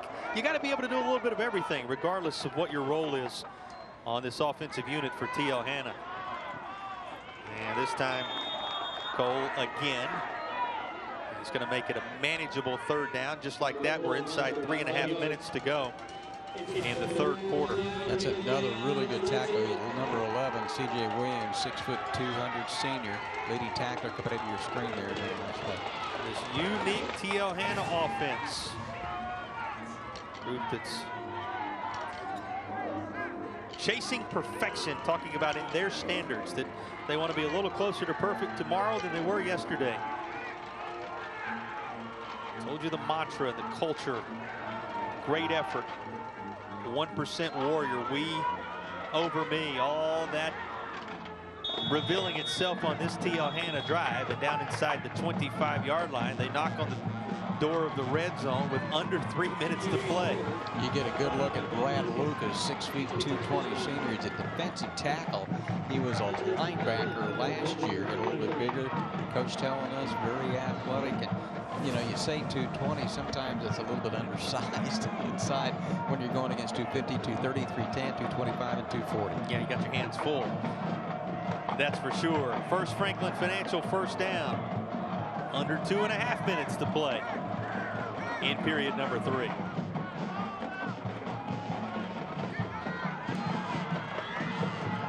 And everybody on the near side buying that fake. It means good first down yardage, about half of what's needed on the first down play. More important than anything else right now, closer to the end zone, and they have made it into the First Bank red zone, as the give that time was to Amari Nance. And we talked 324 coming in. 88% of the time they rush the football. We're talking about yards per game and 6.6 per carry. Got 7 there, so I mean, when you can do that on first down, I was going to say you can do about anything you want if you're, but most of the time they're going to turn around, hand it off, and get about 7 yards. Plenty of red jerseys there after an initial yard or so. So a important third down is coming, and don't look now, but it's going to come right around the final minute of the third quarter as Hanna has remained on the march here. And right now, this is a 7-minute drive. I mean, this is remarkable. You and I have done lots of games over the years. We're talking about allowing your opponent to touch it once or twice a quarter. Wow. Max. That's been the story for T.L. Hanna tonight. Yet they trail on the scoreboard 21-14. The snap will come inside the final minute of the third quarter. And it's going to be enough for the first down. Rushing it once more is Nance. They call his number 24 again. And you can move the chains with the final, perhaps, First Franklin Financial first down of the night, as the ball is going to rest on the 10-yard line. And the attention turns to the end zone for T.L. Hanna now. We had a 91-yard drive to begin things, and this is the midst of a 75-yard drive. If they score, we start back to 25 with 8:06 here in the quarter. Just amazing. Hanna looking to equalize just ahead of the fourth quarter. The ball resting on the 10. First down sticks are down. It won't matter. This is a touchdown. A Foundation Solutions touchdown run as T.L. Hanna has answered all 3 of Greenville's scores tonight.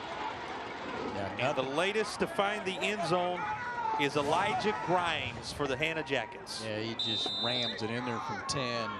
Michael Jones up front, going off that side of Connor Blasco.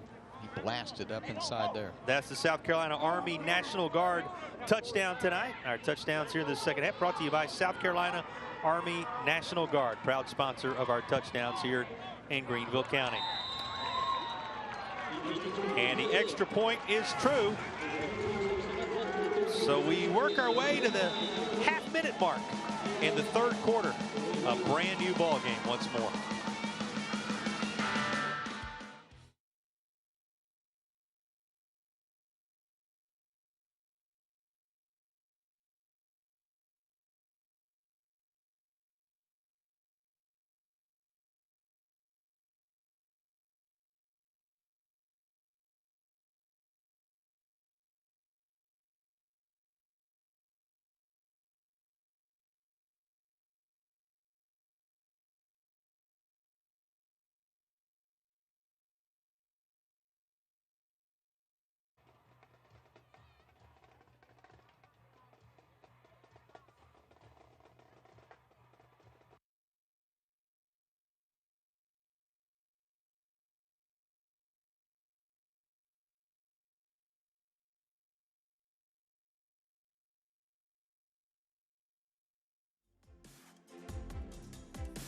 Time for tonight's Drive Save Game Break, brought to you by George Sink Injury Lawyers, reminding students and families that the most important win is getting home safely.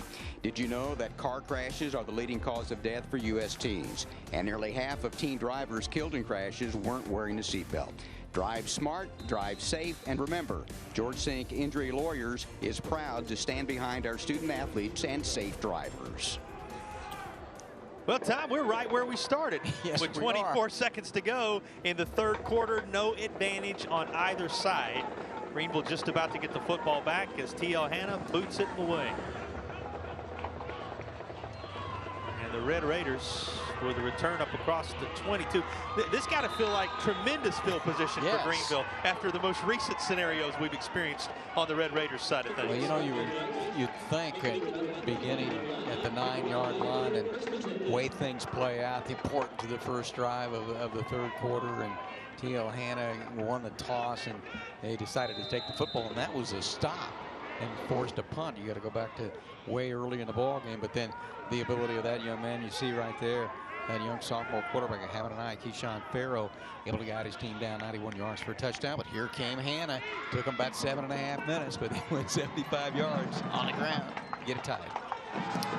Going to bring us right down to the fourth period. In fact, 10 seconds remain, and with the clock continuing to wind, this may be the final play of the third quarter. Teams going to their respective sidelines. 3 quarters are in the books between the Yellow Jackets of Hanna and the Greenville High Red Raiders. It'll take the fourth quarter to settle it on Bojangles' Friday Night Rivals. Final regular season contest of the year. It's been a thriller from Greenville County.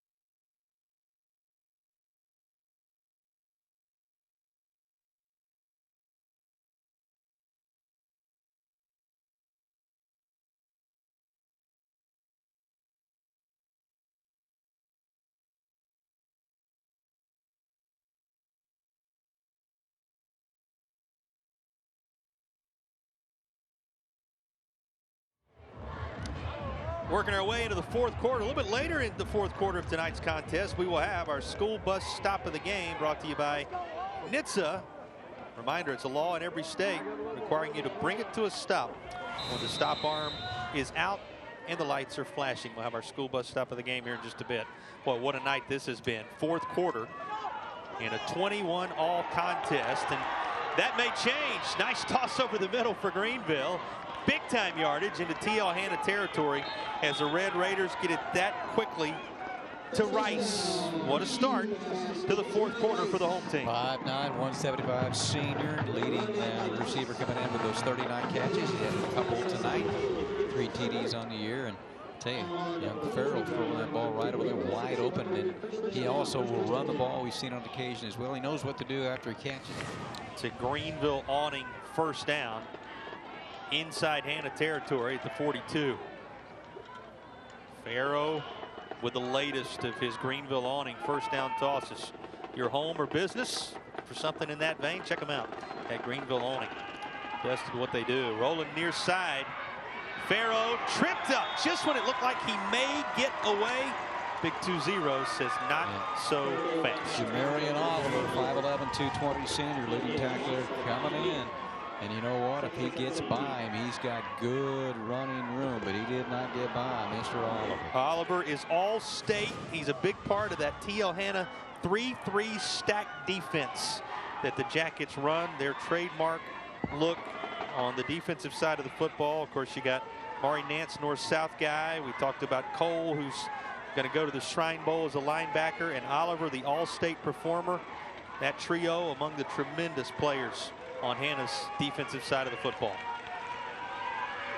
Farrow under duress again, and he is swallowed up. Guess who's there one more time? Oliver had some help, but he's right in the thick of it again. Yeah, John Michael Tripp at defensive end. He's 6'2", 235 junior. Speaking of honors, All-Region a year ago, and then Oliver made that tackle a moment ago. He comes back and makes the play as well. Those two combine to make the tackle. So it makes it third, and as we say in these parts, a country mile. They're going to need all the way to the 20, or let's make it the 32-yard line in order to move the chains on the other side of the 50. This snap will come from their own 46. It comes with just under 10 minutes to play in the football game.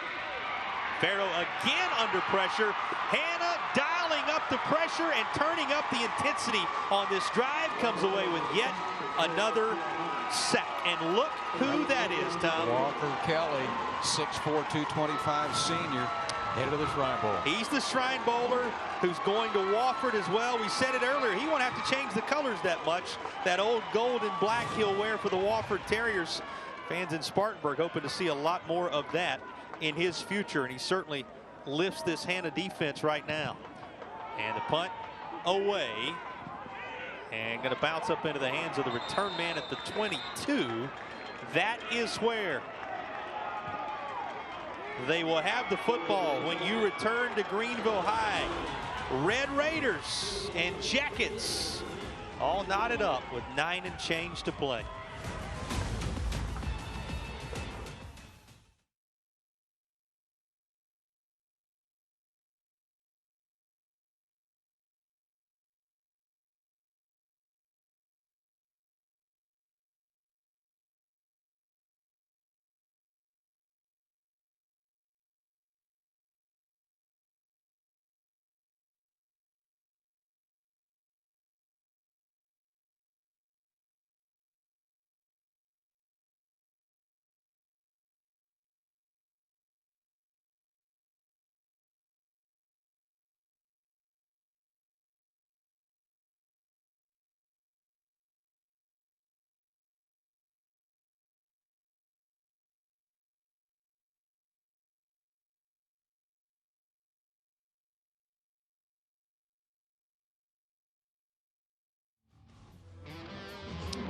Carolina Furniture Concepts is a presenting sponsor of Friday Night Rivals. They have over $5 million of furniture in stock and ready to be delivered to you. Visit their Arden and Waynesville showrooms or go online at CarolinaFurnitureConcepts.com. Ah, the twists and turns as the crew from the Electric City has crossed the county line into Greenville tonight. Red Raiders and Jackets, 21 all with 9:13 to go. And it is TL Hanna football. You know, 9:13, Tom, you wonder if Greenville will touch the football again. That is somewhat tongue-in-cheek, but that was an 8+ minute drive that Hanna went on the last time around. Yeah, I was going to say, the first team that gets a stop in the second half may win the ball game.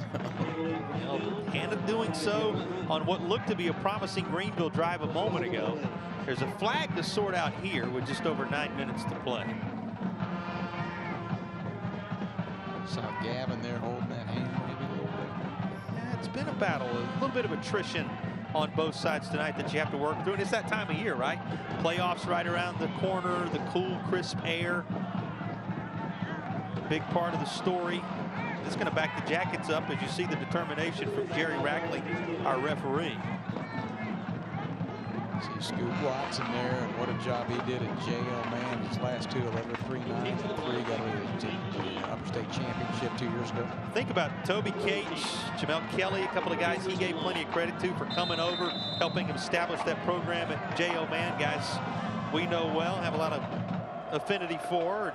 What he built at Man, giving him an opportunity to come back here to Greenville. Scoot Watson, you remember, was an assistant here for 7 years, now the head man in familiar territory. His defense out there trying to stop Jason Tone's TL Hanna Yellow Jackets, and that's going to be across the 15. But, you know, now it's Hanna suddenly, Tom, behind the sticks. And yes, this offense can click off some yards quickly, but they have their work cut out for them now, particularly after this loss. Well, he's going to try to hide it, the momentum going the other way. But Jacob Christie, outside linebacker, the second leading tackler, 5'10", 210 senior, had nothing about that. He came in, make the tackle. He had 6 tackle for loss coming in. There's another one on the quarterback side. Do my eyes deceive me, or are we about to see potentially back-to-back stops and turnovers here? It could, but we'll see. Turnover, well, on down scenario of having to punt it away. That's the one thing, and you hate to bring it up, that we haven't seen tonight. Little slip of the tongue there, maybe reminding us that we haven't had that turnover scenario raise its head. Jackets in this situation going to the air, but that's going to be incomplete as they were trying to make the connection with Cole. Been a clean plate football game in terms of turnovers. Both teams have, for the most part, utilized their chances. But, Tom, we just saw this defense return the favor. Yeah, triple team there. Keyshawn Coy in the general area. Also running stride for stride was Colin Carson as well. And got him behind the chains, the big penalty as well. This should be really good field position for the Red Raiders as the punter is standing in his own end zone for Hanna, and the return man for Greenville is directly above that trademark Red Raiders logo at the center of this field. He's standing on the 50. And it's going to be shy of that, though it will take a Hanna hop. Going to be fielded. That's a gutsy move, and he takes it about a yard forward to the 47. That is where Greenville will have it on the Hanna side of the 50 when you return to Serene Stadium.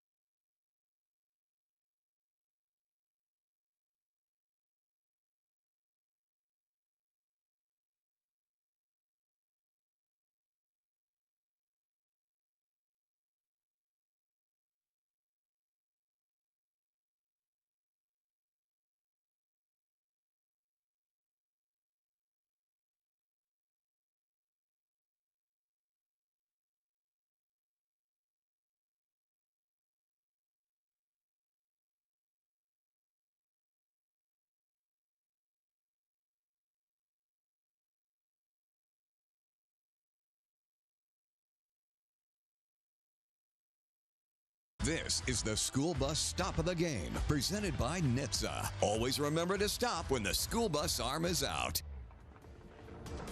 Well, here's a look at our school bus stop of the game. We just said it, back-to-back stop by these two defenses a moment ago. Yeah, able to get it done there. And it's hard to corral Farrell. He was taken down a couple different times by Oliver and company there. This fourth quarter sequence serving as our school bus stop of tonight's Friday Night Rivals. This is the school bus stop of the game, presented by NHTSA. Always remember to stop when the school bus arm is out. Great field position for the Greenville Red Raiders, Tom. Breaking out of this timeout, they're going to have it on the Hanna side of the 50. This is a team that has not trailed tonight, looking to reclaim the lead with 7:44 to play in the game. Heck of an effort by Greenville, coming off having lost 2 out of 3, giving up 40-some points against a TL Hanna team that's averaged 40 in their last 4 ball games. They've got a chance here to make something happen and maybe get the lead in the ball game late.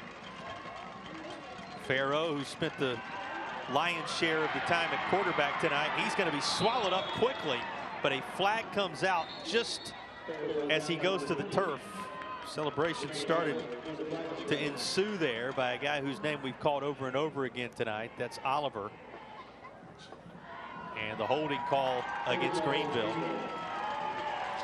And we talked about how important that the penalty was on the last possession for TL Hanna, and here it is again, and you'll see him, Farrow, come up limping a little bit after Oliver brings him down. See the yellow marker go in there, so going to be back behind the chains again, so the defense has had something to say here late in the ball. How about that? The fourth quarter has the defenses show up. Of course, you talk about how explosive both these offenses can be, and it's really been the limited nature of possessions that has it at just 21, the high water mark. And right now that matched on the scoreboard, and that probably means a flag. Anytime you see somebody going before everybody else, you can pretty safely assume we're going to walk it off one way or the other. This is going to be an offside penalty. And this may be the hardest 5 yards. I think Hank Williams, the center, took the brunt of that.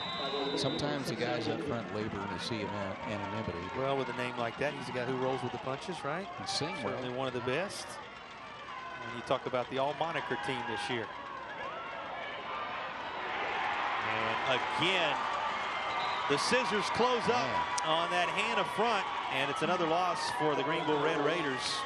They're going to be well behind the sticks again, and the clock's going to roll inside 7 minutes to play. Man, it's been the Jamarian Oliver show with a supporting cast as well. Helped bringing him down there. Big Cy West, the nose tackle, 5'10", 300 junior. Easy to see why he earns those all-state honors, number 20, and the fans who made the trip over from the Electric City enjoying what they're witnessing from this defense. Remember, this is a drive that started on the Hanna side of the 50, and Greenville has been unable to make progress. 6:30 to play. It is 3rd down, 16. They need the 37-yard line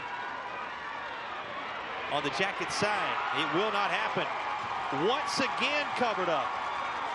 4th down, and Hanna is set to get the football back after perhaps, I know we just had a couple of defensive stands, but perhaps the defensive stand of the night, Tom, when you consider the starting field position for the Red Raiders. Absolutely, and again, Oliver's going to be one of the young men that they come in there and help make the play as well. But the other part of that is, yeah, Oliver's done a great job, and him celebrating there, but there's nowhere to throw the football, so the guys on the back end have done a nice job as well. Solid defense all the way around out of that 3-3 stack for the TL Hanna Jackets, and flags before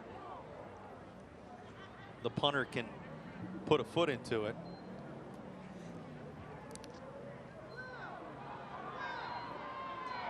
Now they're going to have around 5 minutes, and you know Hanna can eat that up easily. The question is, can they make sure whatever drive they go on ends in points? It would mean potentially the football game. 4th down, a little closer to midfield, but still a ways to go. So the Red Raiders will kick it away. And at the 9-yard line, it is fair caught. 91 yards, 5 minutes, 37 seconds on the game clock in a tie game, 4th quarter.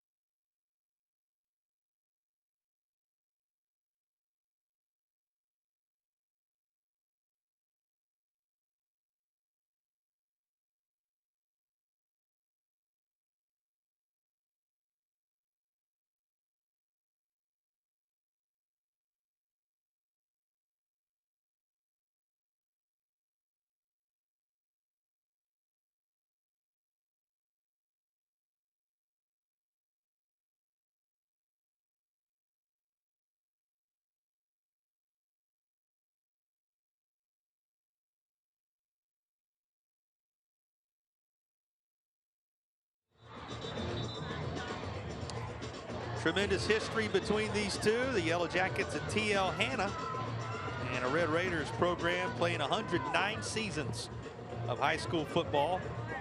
And since the 30s, right here at Serene Stadium. Tonight they have provided the latest chapter in this border battle, talking about, of course, county border between Anderson County and Greenville County, and certainly more than that as both these teams battle it out to have some momentum going into the playoffs. From their own 9-yard line, that's where this drive will start. Hanna, you know, easily can take care of business in terms of the time on the clock, Tom. The question is, can Megan and company drive down the field? I tell you, that's a good play on first down, though, because now you're in a situation going to be about 2nd and 10, and rather than 2nd and 3, something like that, and maybe grind the clock a little bit. The team that doesn't want to throw the football, they set it up off the run to have the type of success they've had throwing the football, but we'll see.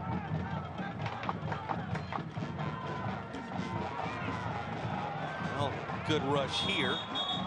And trying to make sure the football's protected. That's job number 1 right now after this rush from Nance, which is first down worthy. You can move the chains. Yeah, just bang it up inside. Nance has it. You still got 5 minutes or so, and they can break a big one at any point.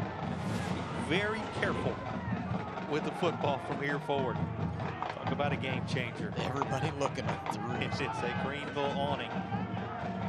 First down and just inside their own 20-yard line. Can Hanna go on one of those vintage drives to snatch away the football game on the road, keep the winning streak going up to the 22-yard line? Jemiah Jones among the many there to help make the tackle. That's good. Again, short gain on first down. And they have a tendency, we talked about the way they play, the physicality, they wear you down, and at many points in ball games this year, been able to break a big one for a score.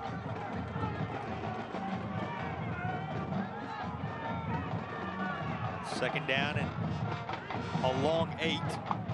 They'll call it 9. Out to the 24. About all for 24 as Nance was given the football once more. Tom, here comes a third down. Just inside 4 minutes to play, going to be very important, and we got a player down.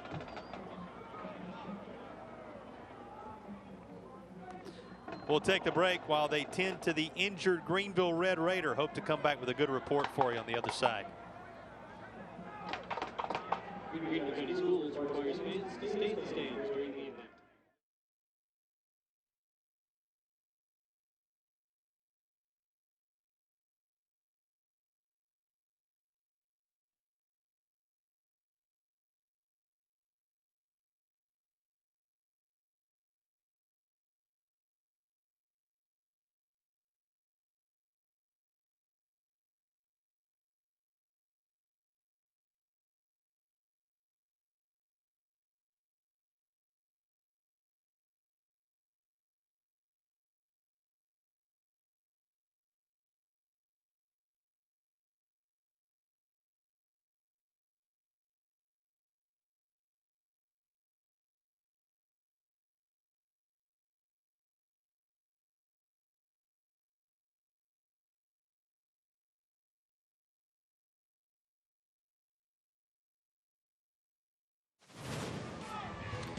Well, here's our Henson's Mulch and More dirty jersey of the game selection. He's been everywhere tonight. It's got to be Oliver, right? Very busy, certainly on the last couple of drives. Yeah, 5'11", 220, senior, leading tackler coming in, and man, he has taken control with some classmates here down the stretch, all over the place, making a play. West with him there. Rightfully so, celebrating. Henson's Mulch and More dirty jersey of the game. The injured player a moment ago was Bradley Lucas. And Bradley Lucas up under his own power, which is a good sign. So we continue with football at the just inside 4-minute mark. And third down, Hanna will turn into fourth down. Jackets after a gain of just a couple. Boy, Greenville doing a nice job limiting these gains for TL Hanna. And we got a Yellow Jacket down now to be tended to at around the 25-yard line. So an injured player for Greenville. A good report to give you a moment ago on Lucas. Let's hope we'll have the same to pass along regarding the injured Yellow Jacket. The clock stops with 3:37 to play, and he is up and moving under his own power. And Tom, that's Cole that was a little slow to get up there. Harrison Ruth made that tackle. A linebacker at 6 feet 180, a junior. You were talking about Lucas, and you go back. We'll see this play here again as he gets hit hard there by Ruth, and then spun around. Follow shot there by Kason Carson. But Lucas, who went out a minute ago, he came backside as a defensive tackle, made a play for a 2-yard gain. Able to get off the field, this Red Raiders defense. Yeah, amazing. Hanna forced to kick it away with 3:30 to play, and it'll be Scoot Watson's club in a position to try and win it in the latter stages now, to the delight of the home faithful on this 31st night of October. And that's kicked into traffic. It hits a Yellow Jacket at around the 42, and that is where Greenville will have the football. Not quite the field position the Red Raiders had the last time around. However, with 3:15 to play, they got to like their scenario even better. They could take some time off the clock and put some real pressure on TL Hanna with an effective drive here. I was going to say the one thing that Greenville has done throughout the course of the year is throw the ball a little bit more, but it's been effective the way that Hanna has thrown it based on the way they run their offense. But I think given this scenario, 3:15 to go, the ability to throw it. But the last couple times he's tried to throw it, and then Oliver's been in there to help break it up. Yeah, rarely has he been able to get a pass off in recent moments, so he'll call his own number and rush this across the 50. Finds a seam and works his way inside the 15-yard line. And here's Bryant, who had the touchdown run earlier, setting up the First Bank red zone chance with his rush of the night. Yeah, comes into the ball game there, takes that direct snap. Farrell's been the quarterback. We've seen him in the first half a little bit throw it to Farrell, but look at that speed, gets into the secondary. Great game for the sophomore. Looking like Big Brother there. We got some memories of some runs like that in old days, high school wise, and certainly beyond. And it is a First Bank red zone opportunity for Greenville with just over 3 minutes to play. And boy, do they like their standing on the home sideline now. Boy, what a play that was. And we've seen the mix of Bryant and Farrell effectively. And we talked about a pass and folks weren't with us in the first half, which eventually played down, which eventually led to the opportunity for Bryant to get 2 yards for the touchdown. First one of the ball game. Yeah, those two quarterbacks have worked together very nicely tonight. And we got an injured player at the 6-yard line. This looks to be maybe, you know, you only speculate when you think it's good news, right? Looks to be maybe just a cramp type situation that they're working through. We'll see. But the training staff for TL Hanna is out there to work with the injured Jacket. It gives the teams a chance to come over and discuss things. And boy, that Hanna defense really being challenged by their coaching staff right now, Tom. Well, Greenville in great position right here after that big gain. And you would force Hanna to go quickly. If you're able to get any kind of points here, if you're the Red Raiders, you're going to force Hanna to go quickly, as it's going to be somewhere inside of 3 minutes to play. Yeah, Hanna is a team that's so tough when they get the lead to beat them, but sometimes coming from behind. It's like the injured player going to be able to work off and Oliver without any assistance, which is a good sign. It is, for all the talk about Oliver, his dirty jersey tonight, the good work he's put together. Big time moment for him not to be on the field, particularly with the momentum that Bryant has created. He remains at the quarterback position. Looking over to that near side for the call goes Watson and his staff. On a cool, crisp evening in Greenville, near disaster for the Red Raiders, but Bryant covers up the football. Take a deep breath. Everybody on the near side catching their breath after that, Tom. The ball was on the turf, but only for an instant, and Bryant recovers. Looks like they collided there before an exchange. Well, I just think the whole timing got off because the snap was high, and he had to go up, get it, then bring it down. If it's right there, then he can turn handed to him. Was going to give it to Rice. Instead, he runs into Rice, and there they talk about it a little bit, because both players understand just how devastating that could have been. To the setup Greenville has inside 2 minutes now. Number 2 going to rush far side, and this time the Hanna defense was waiting.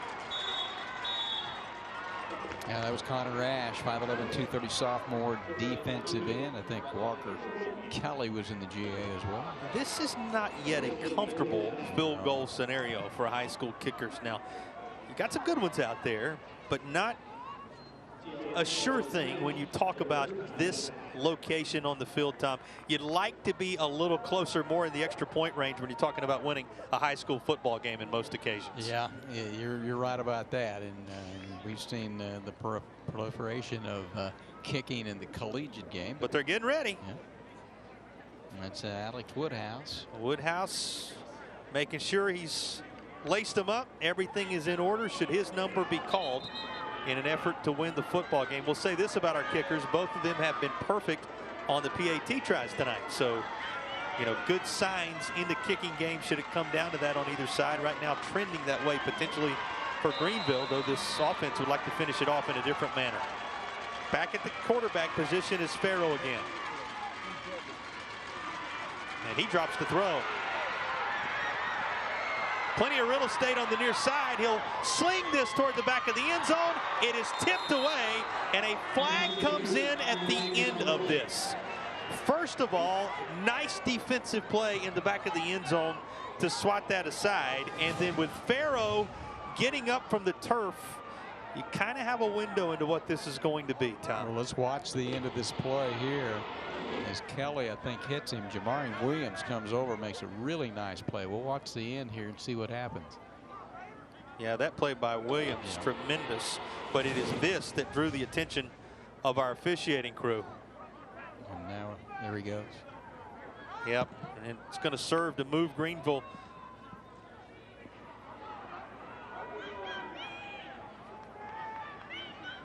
as we get the official call a little closer to the end zone, but it's without their field general as Farrow has had to depart. The roughing the passer penalty with just 98 seconds to play in the football game will move the Red Raiders closer. But Tom, you pointed it out as he was working his way off to the near sideline. You now are without the QB, at least for the moment. Now Brian has done a nice job. Yeah. And what you forget sometimes is that both those guys are sophomores. Brian at 5'10", 180. But one less weapon at this point, though Brian is the guy who, again, had the touchdown run earlier. You're right. And had the run that brought them down here to the doorstep. Ball sitting inside the 9. Going to be Bryant. And he'll come up with a couple yards.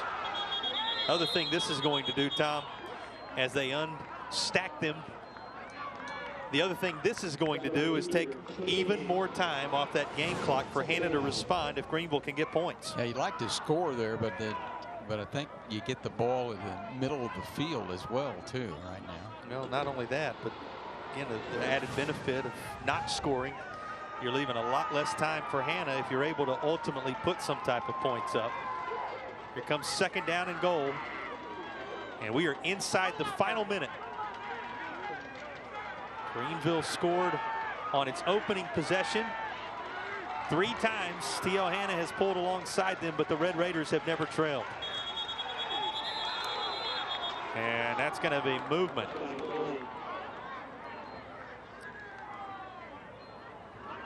Clock stops with 44 seconds to play, as this will back the Red Raiders up following the motion penalty. Yeah, you just don't want to have anything happen here where you lose the ball and you're in a situation where the worst case scenario is you try to kick a field goal here late in the game to get the lead or to win.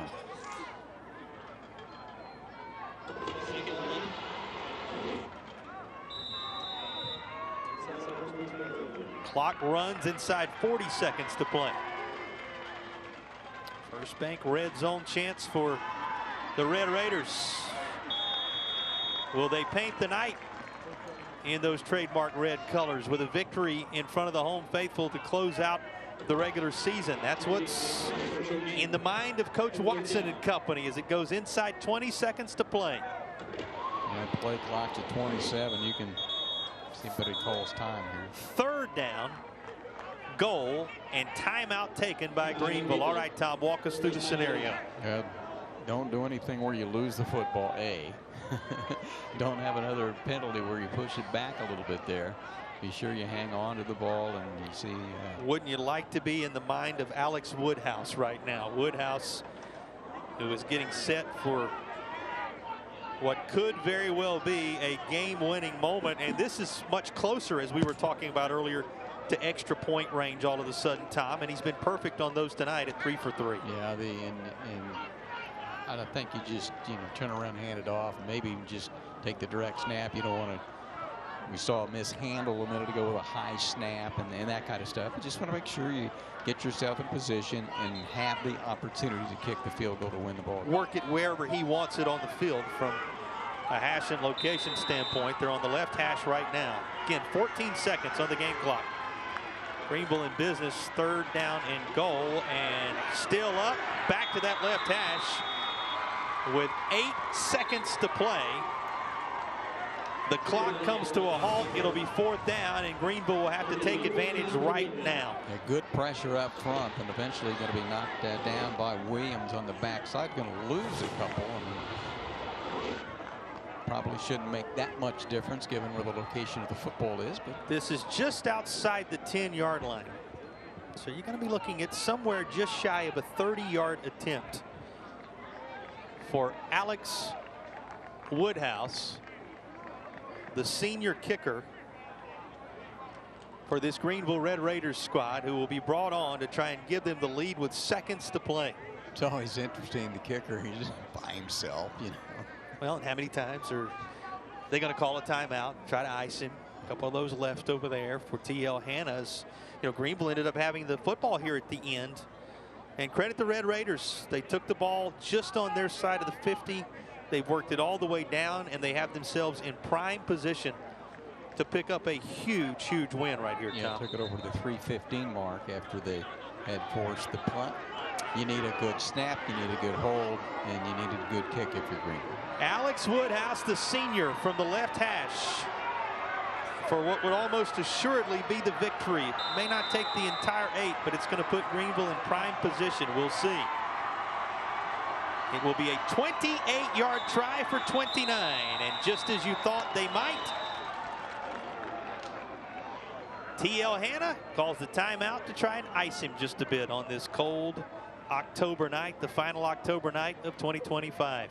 The final regular season broadcast of the year on Bojangles Friday Night Rivals. Big thank you, by the way, to our entire crew while we have a moment here, Tom. All those working hard for you in the truck, on cameras, those back at the station who line up the games and the sponsorships, to every one of our sponsors who've allowed us to travel around the Carolinas this year on our 11-game schedule. And a reminder, there are some of the hardest working folks in the business, and we appreciate them. Most of them have a game they're handling earlier in the week, something on Saturday. Generally, the balance of the weekend requires them to move around pretty good. A big thank you to our crew, and most of all, a big thank you to you, the fans. You are the reason we do what we do on nights just like this. These kind of moments, why we do it as well. A good one in Greenville tonight. Here is a 28-yard try for what would almost assuredly be the win. Alex Woodhouse, end over end. It's up and good. And Greenville takes the lead with 3 seconds to play. It took every bit of what Alex Woodhouse could provide. But the senior puts the Red Raiders back out front in the closing seconds. Yeah, just a remarkable performance tonight. You'll see it's got to be a good snap. It was. The hole's down. Runs. The kick is up. Good. Final regular season game for a senior. You think he'll remember that?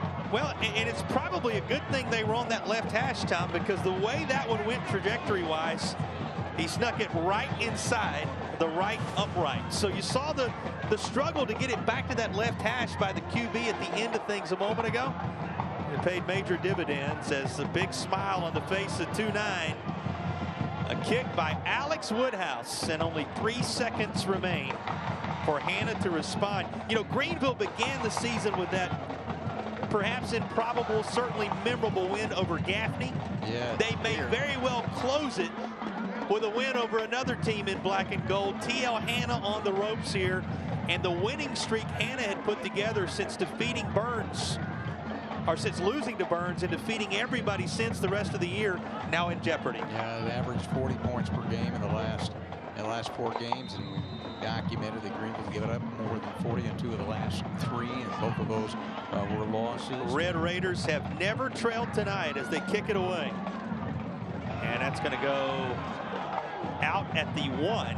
So the penalty will give Hanna a little better field position to work with. But Tom, 3 seconds are on the game clock. Jackets are going to have 1 play to answer. 1 play to do it here. They're going to end up, if nothing happens here, it'll break their 8-game winning streak. They'll end up tied with Greenwood. They beat Greenwood 22-21 this year.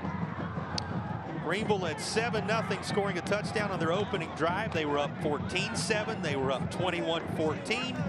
Once it was even 21 apiece going into the 4th quarter, we waited for scoring, and it came with just a few seconds to play on Alex Woodhouse kick. Now, Hanna deciding that they're going to make them kick it again because they like their chances better on something transpiring from a return standpoint than 1 play from scrimmage. So we will have a re-kick after the penalty on the kick out of bounds.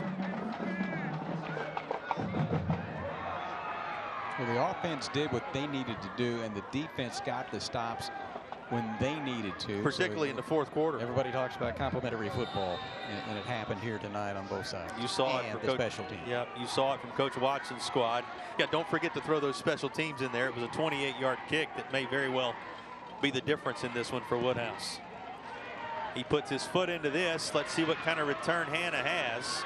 Time has expired, but here is a man loose on the return. Can Hanna break their hearts in Greenville tonight? Absolutely. The Yellow Jackets of TL Hanna return the kick with no time left for a South Carolina Army National Guard touchdown, and the winning streak continues for Radio's Jackets on a memorable Halloween night in Greenville.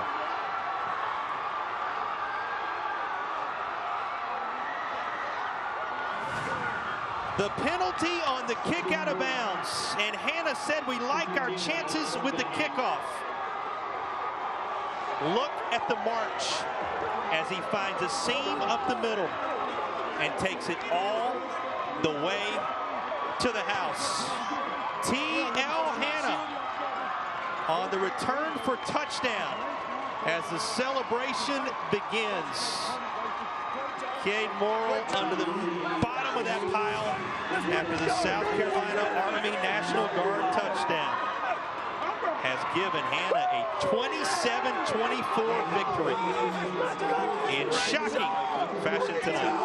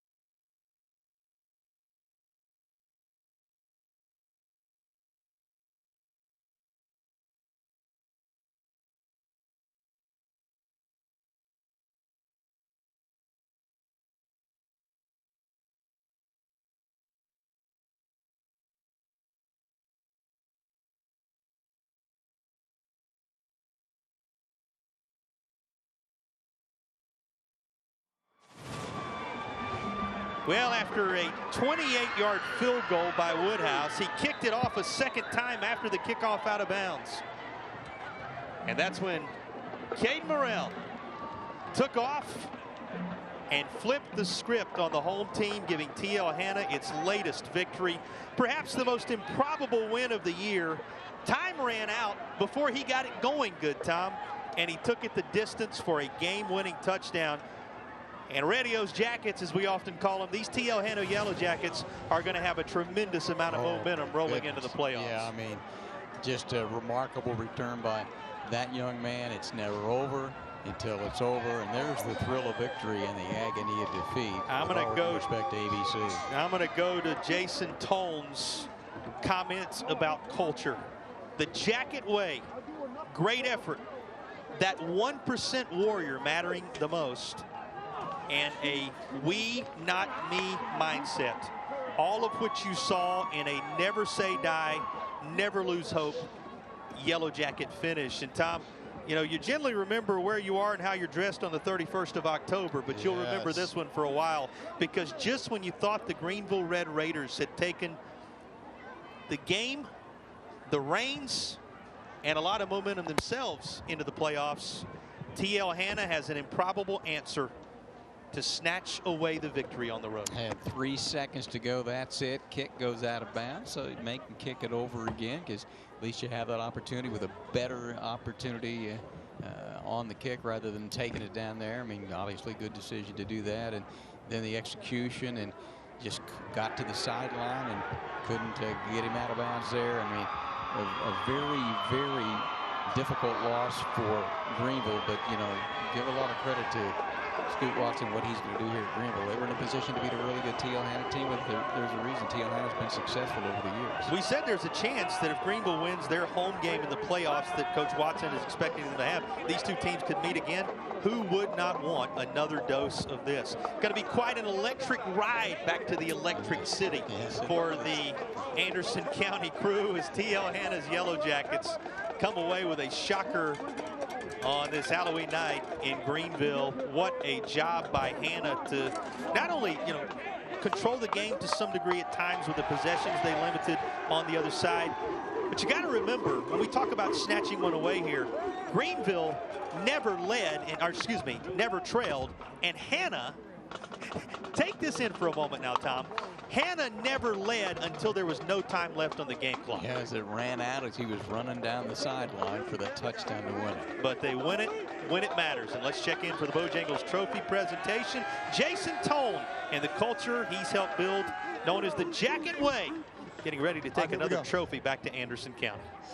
Tom, thanks, Jason. This is the Coach's Corner, brought to you by Carolina Furniture Contest. With Coach, you know where we got to start first. Let's talk about that thriller of a finish right here on Halloween.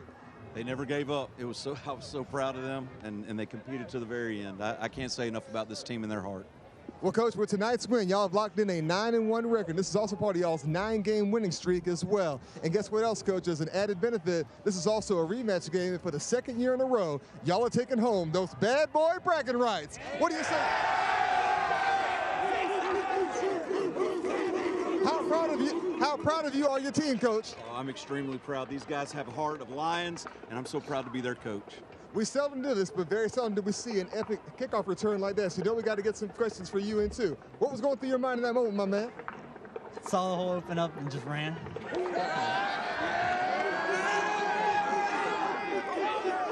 Now, Coach, let's talk about the offense, because we've had TL Hanna on this show on multiple occasions as a home team and as a visiting team, and each time y'all always showcase y'all's old school approach to football, which is simply run that ball, and then get up and run that ball all over again. Let's talk about the potency of that offense, Coach. The first period, every practice is sweep drill for us. So, I mean, it's a mindset that our kids have, and, you know, we just try to be more physical than the other teams. Most of the time it works, sometimes it doesn't. But these guys right here, they're physical brute. Speaking of physicality, you know we got to show some love to defense as well, Coach, because as you know, defense does win championships. Let's talk about the powerhouse of your defense tonight. They were flying around. We made some adjustments. You know, they have a good team over there. They had some explosive plays, but I bet we had 10 tackles for loss. You know, our defense was flying around, made some great adjustments. I'm proud of them.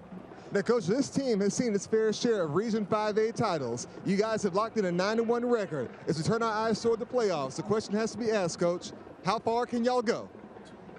How far can you go, team? How far can you go? How far can you go, Coach? Well, I don't like to predict things. We got to continue to get better. 1% warrior each and every day. All right, 1% warrior each and every day. Well, Coach, on behalf of My 40 and Friday Night Rivals, congratulations on a terrific season. We wish you all the best in the playoffs moving forward. Happy Halloween to you and your boys. And without further ado, I think we're going to let this hold to this one.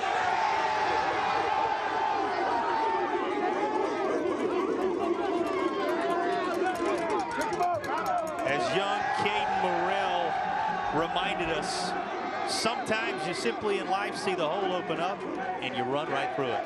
He did that to the tune of a touchdown with no time on the game clock.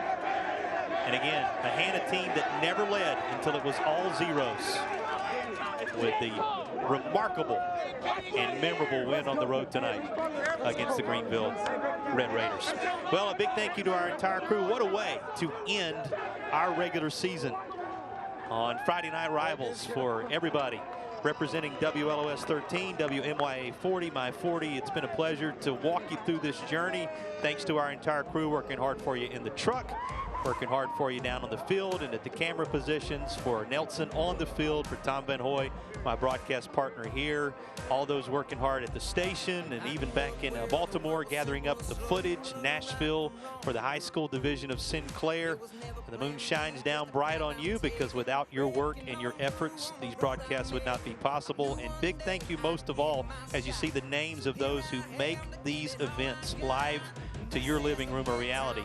Thank you most of all to the fans. Without you, it's about you, it is for you that we work on these Friday nights. Without you, it wouldn't matter. So thank you for your enjoyment, your support of high school athletics and locally produced sports. This has been Bojangles Friday Night Rivals and a memorable finish as the TL Hanna Yellow Jackets snatch away the final W of the regular season. Playoffs on the horizon and state in the future.